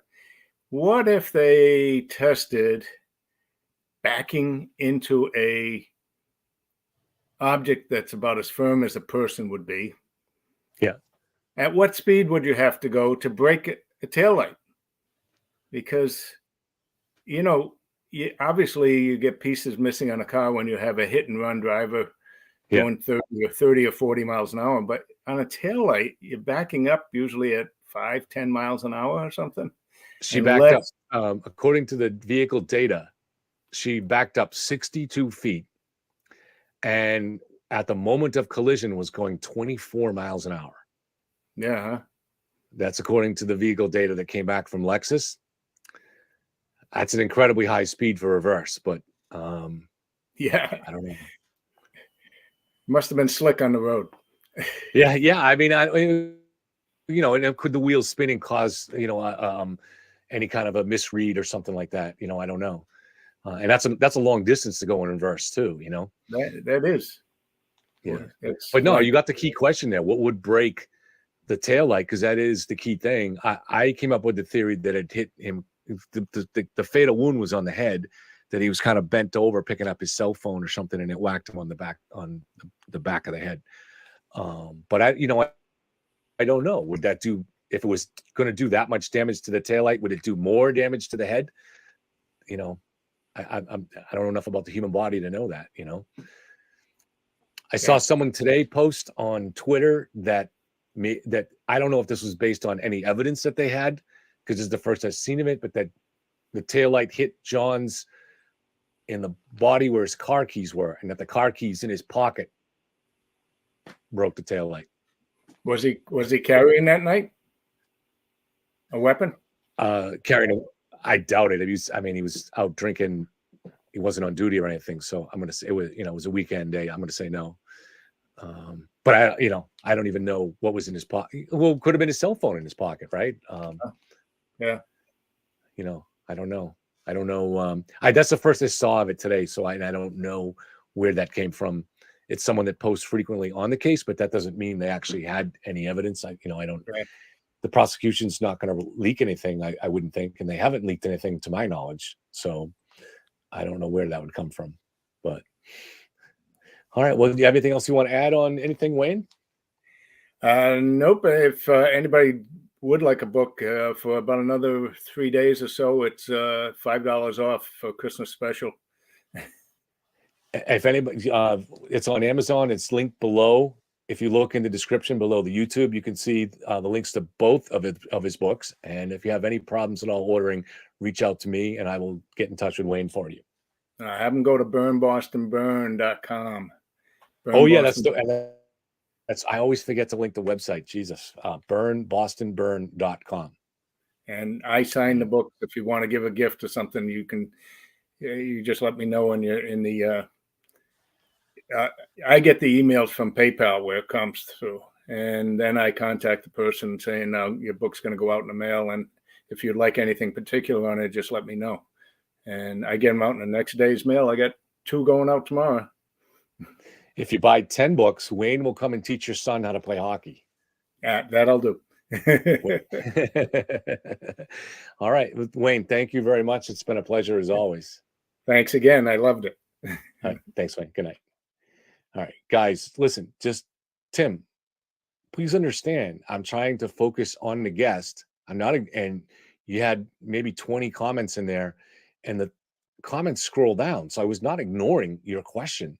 And I'm trying to scroll back. In fact, you probably saw there was one time I missed his response to an important question because I was trying to scroll back to find your question because you were asking it so many times since like 6:15 that it was hard. So, I definitely was not afraid to take on your question.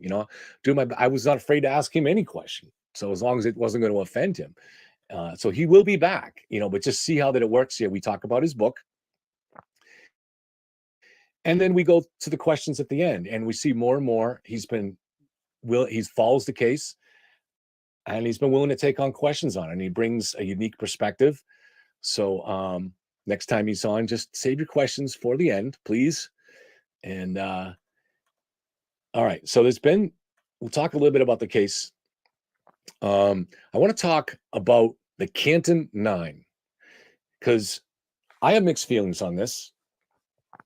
They've been charged with witness intimidation, and they were standing in front of D&E Pizza across the street, actually, with signs. I don't think the charging documents have been available. I haven't seen them, so I don't know the specifics of it. So I only can just tell you what I know about the case.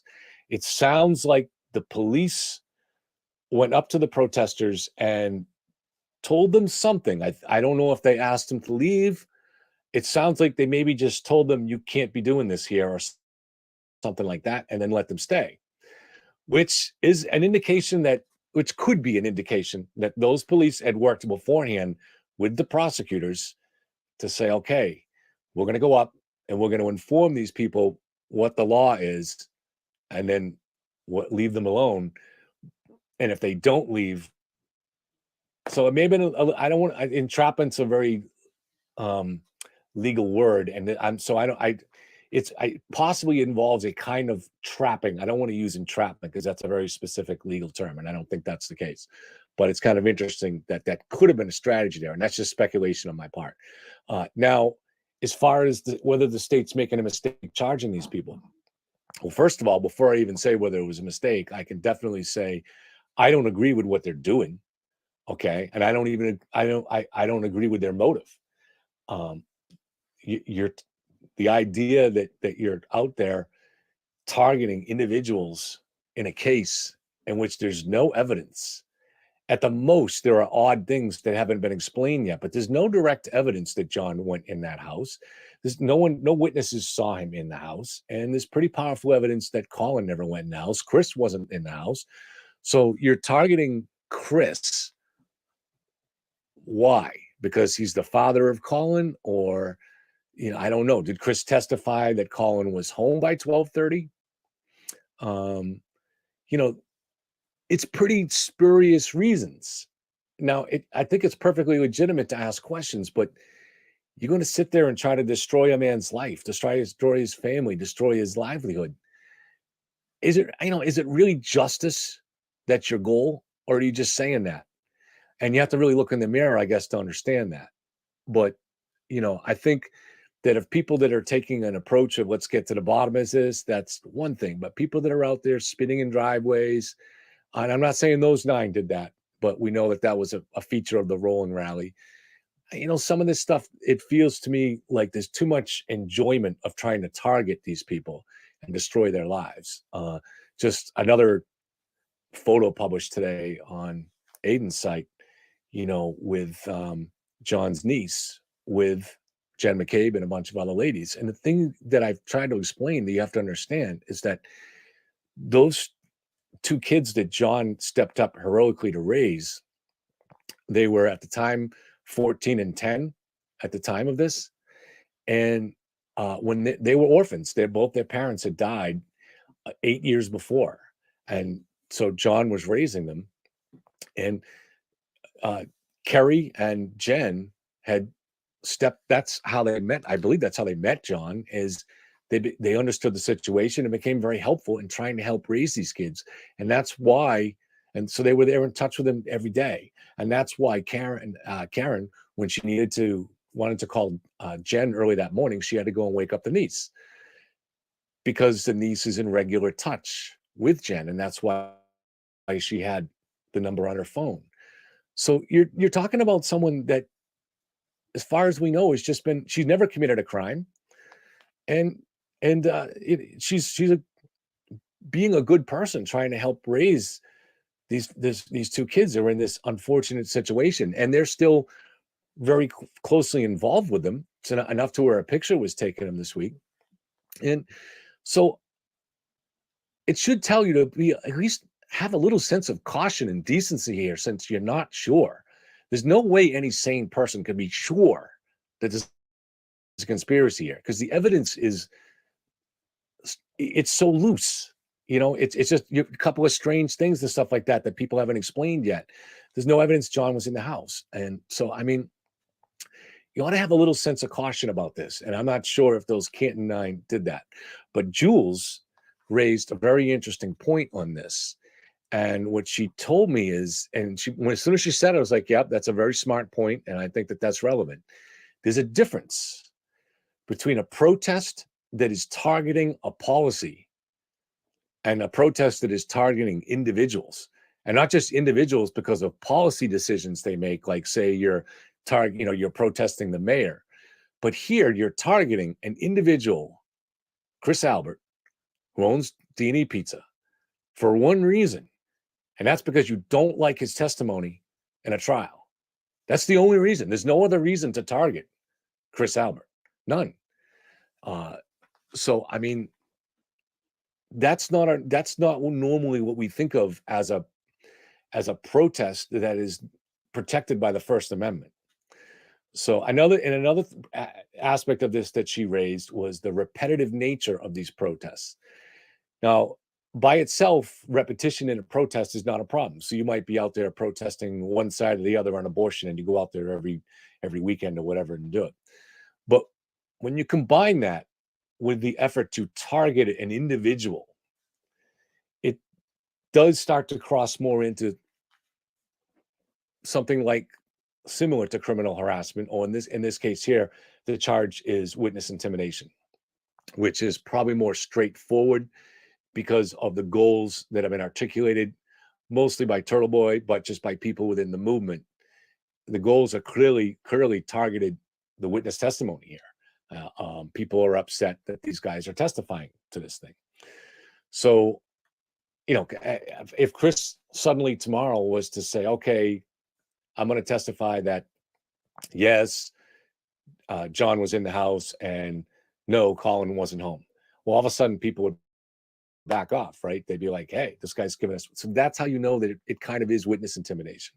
But I do still have some reservations about the idea of charging people that were protesting just with signs. Now, maybe they were doing more that I don't know about, but if they're just protesting with signs and their signs just said justice for Karen, or and they're protesting not in front of Chris's home, but in a downtown area, and they're across the street, you start getting close to that area where you worry about the First Amendment. But like I said, but I think Jules is essentially right here, that it's because of the targeting here that has nothing to do with policy or official actions by a government official. It has to do entirely with a criminal case.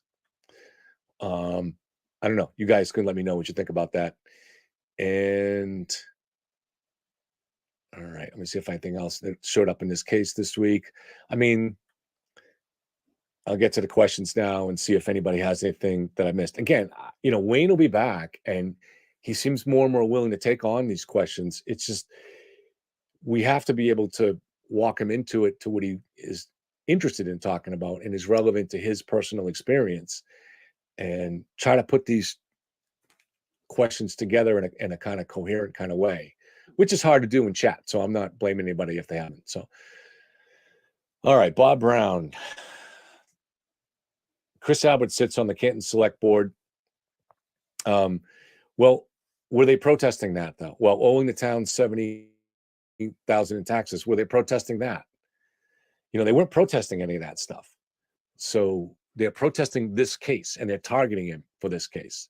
So I think that's, to try to target a guy for his past or something like that.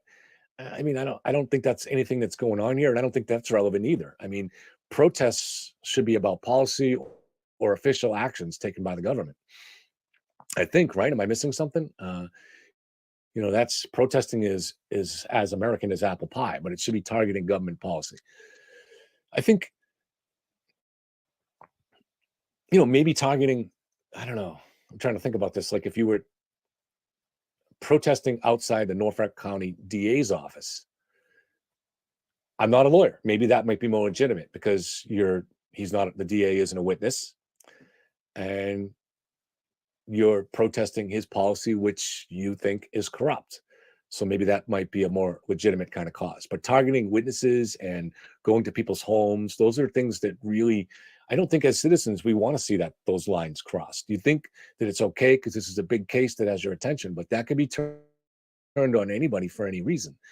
And it's kind of a dangerous precedent.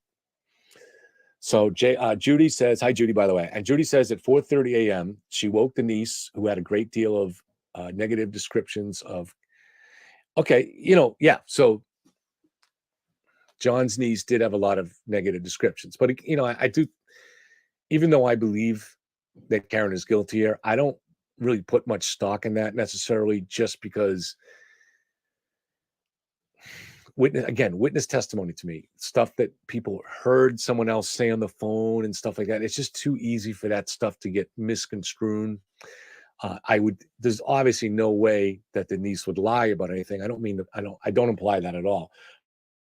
What I'm saying is you're hearing you could easily misconstrue what someone else is talking. You're not even actually hearing the whole. You're only hearing half the conversation on the phone, so it could be easy, and you could be unknown to you and unintentionally by anybody else. You could be influenced by the investigation, and I think that's a real problem in criminal investigations, is that witnesses get influenced by police investigators who are just not necessarily doing anything wrong. They're just trying to do their job, but their questions are going to lead you down a certain direction, which could also have happened with the private investigators with Lucky too.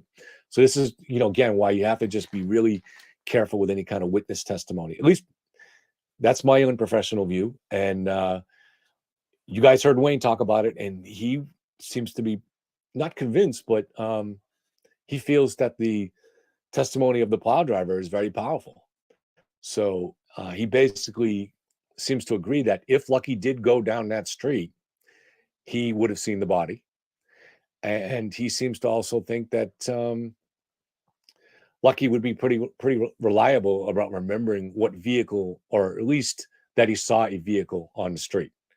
So if Lucky's testimony can be verified in any way, when I say by verified, obviously there are no other witnesses there, but let's say they are able to get the GPS from that, and it shows that he went down those streets at that time, and it maybe even shows that he was sitting on the corner around 3:30 when he says he saw the vehicle parked there. That would be really interesting.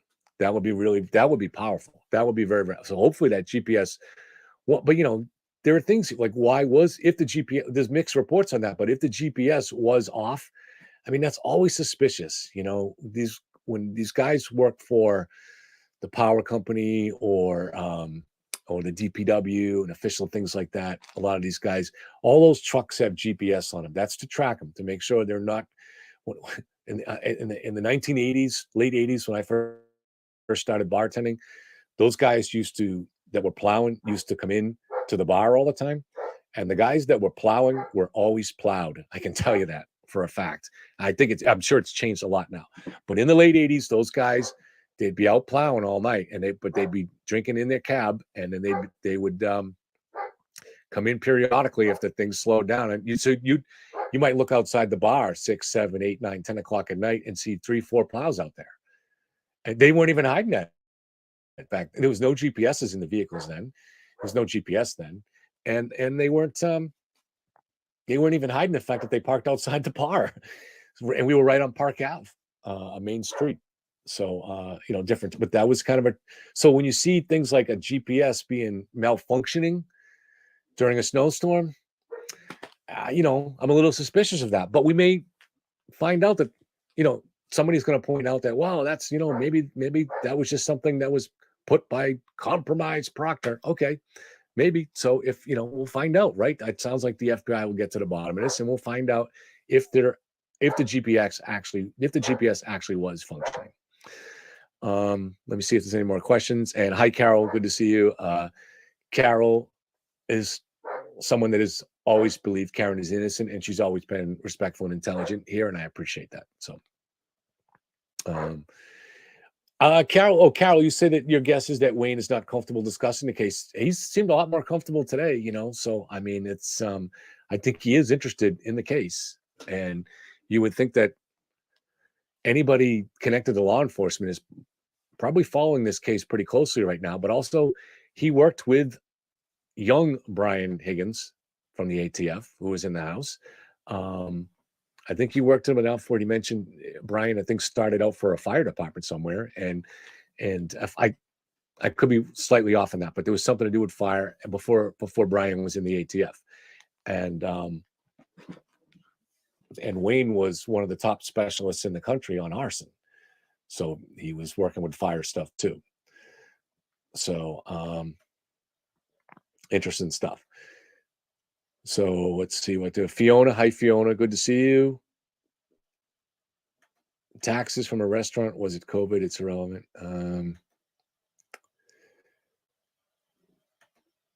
Bob Brown says, Kevin, this protest was as benign as any protest as I ever seen. I believe you, Bob. And I don't know. That's why this stuff is worth debating. I mean, I think if it was a benign protest, with all the other stuff going on, it seems to kind of water down some of the real witness intimidation that went on. And I can understand what's going on though, because you have something that is, I think if this was back in April and there was benign protesting in front of D&E, I'm sure the police would have ignored it. But you have to kind of see things in the context of the maelstrom that has been created in Canton and in this whole community in front of these houses over the summer. I mean, it's a complete circus. It's not motivated by justice. 90% of that circus is motivated by something else. I don't have to say, you know what it's motivated by. Anybody with common sense understands what it's motivated by. And if these people are innocent, their lives are being truly harmed and destroyed. So you can understand why there's a lot of pressure being put on the police and the prosecutors to try to get things under control. So it's a complicated case. I still haven't fully sorted out my feelings on whether those Canton 9 should be charged with something. I would hope that if they are charged with anything, it's just kind of a misdemeanor that was maybe meant to get them to not target witnesses.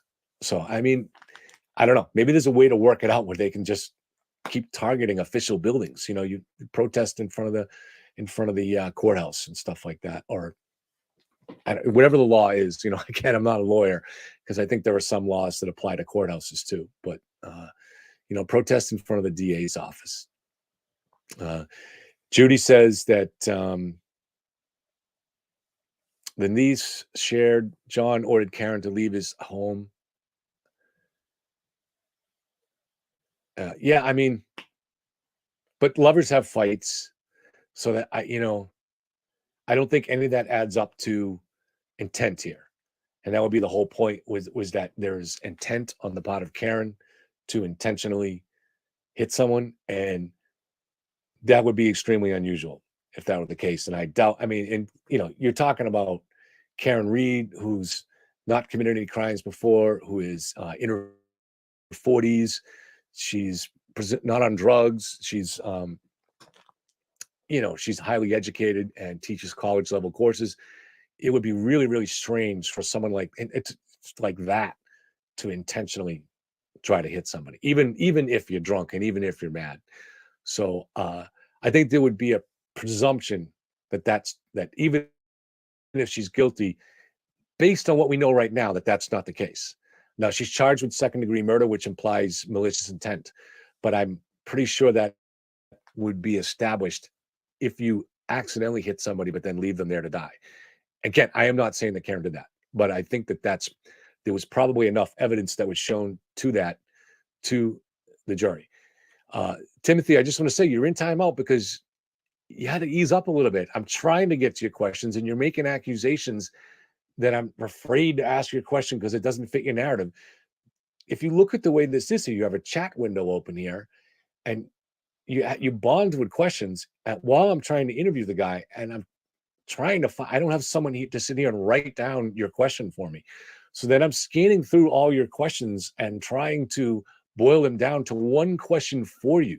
But my intent was absolutely to try to get whatever was most important in your question to him. So, I mean, hopefully you can understand that's all. I'm not ducking any question. I'm not on trial here. Why would I duck him? He's not on trial. I mean, I don't mind you asking him any serious question. I mean, we encourage you to. So just next time he's back, understand that we're interviewing him about his book. So we don't want those questions while we're talking about his book. And then afterwards, he's willing to talk about things. So look, I made the same mistake when I first tuned into Turtle Boy's show back in April. And I asked a question in chat, and one of the moderators said, "Oh, listen," because I don't really go to any of these shows. And one of the moderators said, "That's a good question, but ask it at the end when he'll see it." And that's what he does. And I realized that makes total sense. He's focused on his show, and he doesn't even have a guest, but he's focused on his show. And then at the end, he takes the time to look about the question. So that's all I ask you to do is, unless you have a question that is during the show that's pertinent to what he's talking about, then that's perfectly fine. Then I am trying to monitor for that, and I'll ask that. Bob Brown says young kids are rarely good witnesses. They often recant later in life. Yeah, I mean, I don't know, there's different kinds of cases, but the niece she was 14, so she's not really that young. But she's again but it's not like she witnessed anything. She just let me give you an example where if she had seen this, and I have seen no indication that she did. So some of the reports that I've been getting over the last 2 months that I don't mention on the show for a reason is that possibly Karen took out John's Traverse that morning. And the reason I don't mention it is because it doesn't make sense to me. Because when you look at the driveway video, there's an inch or two of snow there, and I don't see any tracks in the driveway. So, and I mean, I guess it's not impossible, but it doesn't seem likely the way it was snowing there. So, if she took that Traverse, I don't know. I guess it's now that I think about it, though, we don't see any tracks of her coming home either. So it's more interesting than I mean, because to me, I just kind of dismissed it, even though I keep hearing this from more and more and higher sources. So I don't know. But to me, so let's say John's niece said, somebody took the Traverse out for a drive at like 1 or 1:30, and I heard it. Well, she's not going to mix that up. But she hasn't said that. So the only thing that I know of that she's talked about are what she heard Karen talking about on the phone, and I guess some of the other stuff that they have been fighting and stuff like that. But I just it's just hard to put that into any. To me, it doesn't become any kind of crucial or foundational evidence because you just don't know. It's so easy to interpret what was on the phone. Trying to get through the questions. Okay, so Carolyn Ward said that Michael Trotz, I think it's Trotter, right, said that GPS was down, all of the GPS. Yeah, that's what it said on Michael Proctor's report, right? But then we've got conflicting things on that. So that's one of those things that's going to have to be worked out at the trial. And so why? Oh, okay, so Carolyn says not just Lucky's, yeah, all right, so that's important. If that turns out to be the case, that the GPS was down for so on the receiving end, so not on the truck's end, yeah, then that would be an important piece of evidence.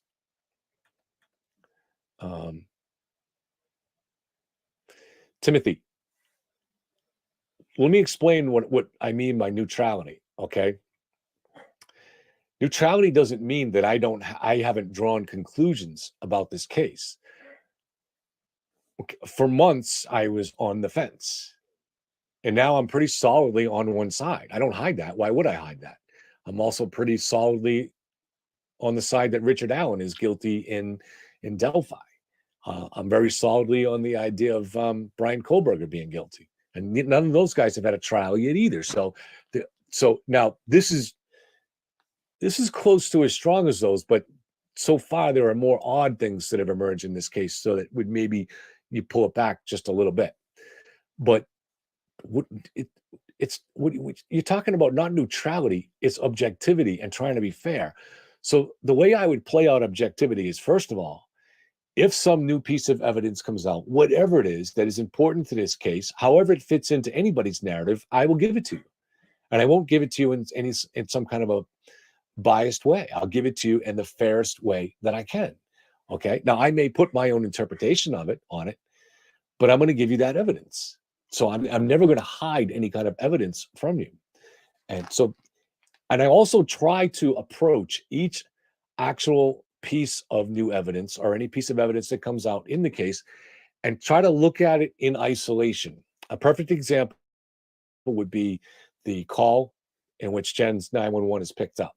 This is Karen left her phone, I guess, in the car. Another report says maybe she left it somewhere else. I'll get back to you on that. But so let's assume she left it on the back seat of the car. She was in the process of calling John when she spotted John, and she ran out, threw the phone on the seat. It was still dialing. So eventually what happened was recorded through her phone into John's voicemail. And that's how we pick up Jen's 911 call.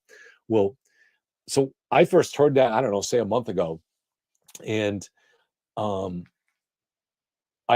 was already well on the side of the fence that I am. But when I listened to that, I listened to it objectively. I try to tune out any possible bias that I might have. Now, you may say I can't do that, but you have to try. Everybody has to try to do that. And I think I'm pretty good at trying to do that. So, I mean, I did not take anything one way or the other from that call. And so the main thing we saw in it is that Karen was very hysterical and Jen was very calm. Now, you could put a spin on that any way you want, any of that stuff. So you could look at Karen's hysteria and say she's overacting. And you could actually fit that into a pattern of other evidence, where it was center on her mind was the idea that she has to show that she didn't know that she hit him. Okay. I can really make that case in my head that I think that is what happened here. I think that's why at the crime scene she was saying, did I hit him? And why I think that's why she showed him the taillight. I think all of that is a pattern of her. She knew she hit him by then, and her expectation was, well, they're definitely going to know. It's not like you hit someone, you leave pieces of glass behind, they're going to know. And so she understood that what she had to show was that she didn't leave the scene of an accident. She had to somehow show that she didn't know. Now, that's what I think happened. Okay. And the first clue to me to that actually was when I was still perched right in the middle of the fence this summer when I watched the Dateline interview, and her father said, in the hospital, Karen told me I might have backed into something.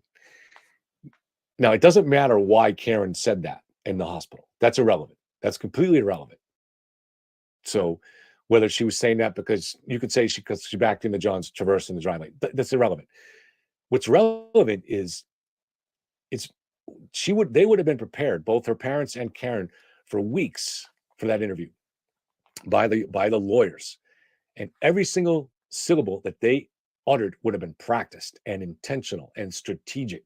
So why would you ever, in the middle of when you're trying to get the public going about this conspiracy, now you inject this idea that Karen even thought maybe she hit something? Why would you want to inject that? And to me, the only possible reason is that at the end of the day, they know that the evidence is going to establish that Karen did this, because they have evidence that we don't know. Both sides have a ton of evidence in discovery that's not public, and they know that. So what it'll come down to then is to show that she didn't know, and that'll be the difference between what she's charged with and what her sentence is. But I could be wrong on that. So when I look at something like the call, I say, well, all right, maybe Karen's hysteria was part of overacting, or you know what? It could be just a very natural thing because someone you care about very much that you've lived with the last 2 years is dying on the lawn. So, and you're stressed and you've been up most of the night and you drank a lot the night before. I mean, maybe hysteria is the normal thing. The thing is we don't know anything about Karen. Is she somebody that normally reacts in that situation? And, in any kind of a situation, is hysteria part of her normal pattern, or is she normally someone that would keep calm? I have no indication on that. I have no evidence on that. So if anybody does, they can chime in, but I have no evidence on that. So for me, it's a wash. Like either that's overacting or it's natural hysteria. I have no idea. And the same thing with Jen. I mean, people get upset that she was calm on the phone. I don't get it. I mean, because I would have been calm on the phone, and I've called 911 many dozens of times in my life, back to when I owned the bar, and then even just more recently with people in my family. I was sitting with my mother last summer when she had a stroke and couldn't speak, and I had to call 911. It was not a fun day, but I was calm on 911, and give the information. I'm sure anybody listening to that would say he sounds really calm. Doesn't mean my heart rate wasn't pulsing and I wasn't upset. So I don't know. It's just, I don't find it unusual that Jen kept calm there, and I don't see how people, but that's what I mean by looking at it objectively. Look at each piece of evidence. You've already seen it here. So I talked about John's niece, her testimony. I mean, to me, it's not a powerful indicator to me one way or the other. So I am able to look at each piece of evidence objectively. We all can if we want to. If you're willing to try to look at your own bias and look at each piece of evidence in isolation. Steve Firepit said Lucky's testimony is powerful, Kev. Yes, if it turns out to be that you can establish that he did plow those streets when he said he did, yeah, that will be powerful. So, but to me, the reason I'm not moved from my position is because I find it impossible that taillight evidence could have been planted. Not impossible, but very close to it in the time allotted.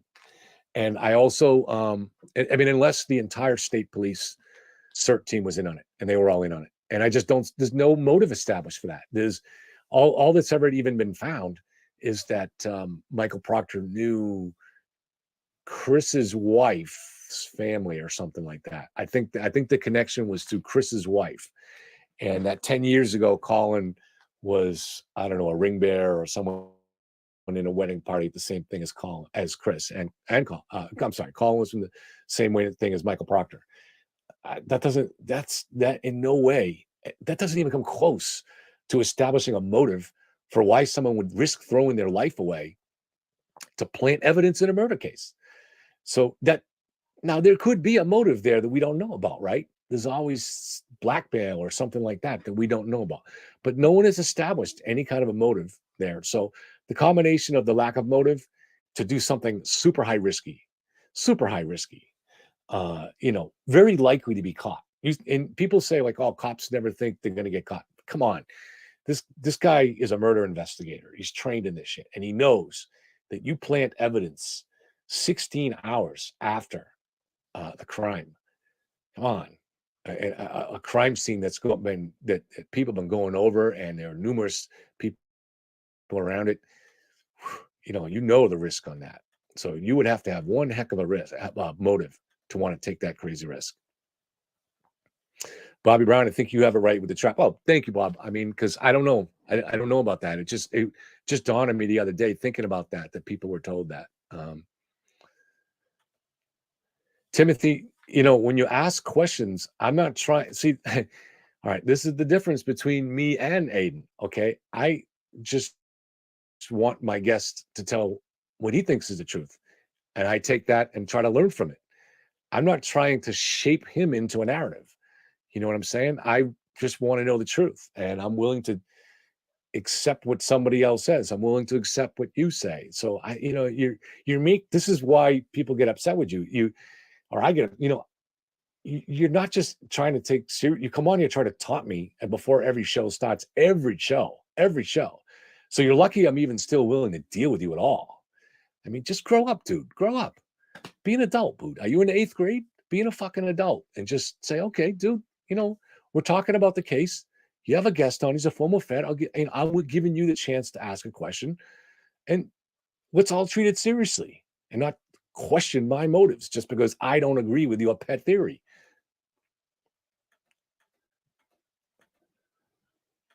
All right, looking through the questions. My comfort and joy. Thank you for being here. Always appreciate it. She's mentioned. I'm not sure if it's a she or he. It sounds like a she, but just based on my comfort and joy. Chasing Truth, another true crime YouTuber, along with Gavel Geeks and one other creator, did a rendition of Lucky's interview with police. I've never heard of those channels, so I'll have to look for them. But thank you.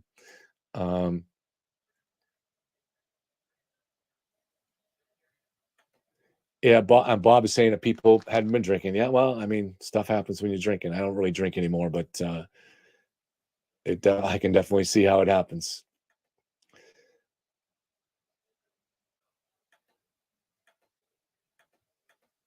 Scrolling through, guys. Again, thanks for being here. Appreciate it. Please be. Just keep in mind too, whatever you think happened in this case, there are a lot of good cops out there, and as Wayne talked about in his story, there were 2 guys that he covered back then that were on the bomb squad, and the bomb went off. One of these guys lost his life in a horrific way that he was conscious for hours before he went, and the other one lost half his face, including his eye, and he lived. But these guys went to work that morning, and you can lose your life in any job, but there's definitely high risk when you're doing police work. And these guys went to work, and one of them didn't come home, and the other one never went to work again. So, there's a lot of good people in law enforcement, like Wayne, and we definitely don't want to develop any kind of expectation that most cops are corrupt or bad people. I mean, I knew a lot of cops in Worcester, and all of them are good guys. So that doesn't mean that shit doesn't happen. So it does, but you can't cause that to have a feeling against all cops. Judy, I have a question about DPW and the the plow driver. Did they have evidence that some of the plows were not on the books? I don't know. I don't even, see, the way it used to be was the city would have DPW plows. See, I grew up in cities, so it's a little different. So they would have DPW plows, and then maybe sometimes in a big storm, they would hire contractors to supplement that. But I don't know how it's done in Canton, which is a much smaller city. I grew up in Lawrence and then lived in Worcester.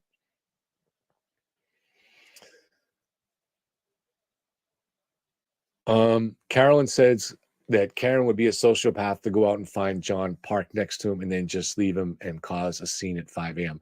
Well, the scene was caused at 6, but I know what you're saying. It's all depends on the evidence. We just don't know. And even if there's evidence that shows she returned to the scene of the crime, I don't know if you'll be able to prove that she saw him. So I know that the police believe she returned to the scene of the crime. The prosecutors believe that. So what's the evidence for that? I don't know. I do believe there's some evidence. We won't know for sure. We'll know for sure one way or the other in the trial, but I believe she turned off her GPS. But that's not directly it's hinted at in the evidence, and I had been hearing that from before, but who knows?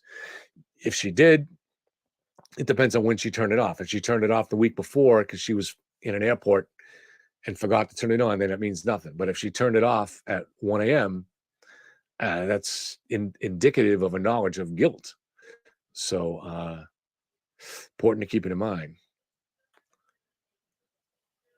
I'll say comfort and joy. Where is the footage of Karen arriving home that night? And where was John's car when she got home? Well, the footage is missing. So, and the police implied that Karen deleted it, but I don't think they know that. Or if they do know that, they have not released that yet. I think that I would guess that if they look on the computer, they could be able to tell what time that ring footage was erased. And so that would pretty much tell you who erased it. It had to be erased from the computer in the house or somebody's phone. John's phone was underneath him in the lawn. Or even if you believe in the conspiracy, John's phone was on the lawn. So I mean, unless you're going to go so far as, it wasn't erased and the police just saying it was, I mean, I don't know. So, but to me, if that was erased, at this point, the most likely person to have erased it would seem to be Karen. And then the question is, why would she erase it? So I don't know. I mean, I think the thinking had been for a long time that she would erase it because it showed that she maybe went out again after she came home. But like I said, I'm hearing that John's car was moved. So I don't know where it was parked, and that footage is gone. And I had been thinking that it was not possible or likely that the car was moved just because there's no tracks in the snow when we look at the driveway video at 5. But now that I think about it, there's no tracks of Karen coming home in that snow either. And she got home around 12:41. So, and we know that because she was calling John at that time. And in the voicemail, it picks up her getting out of the car and the garage door closing. That's my understanding of that. That was in one of the documents. So, so is it possible that she took that Traverse out and then got back and then the snow covered up any tracks, or there weren't really tracks yet because there wasn't enough snow that fell, but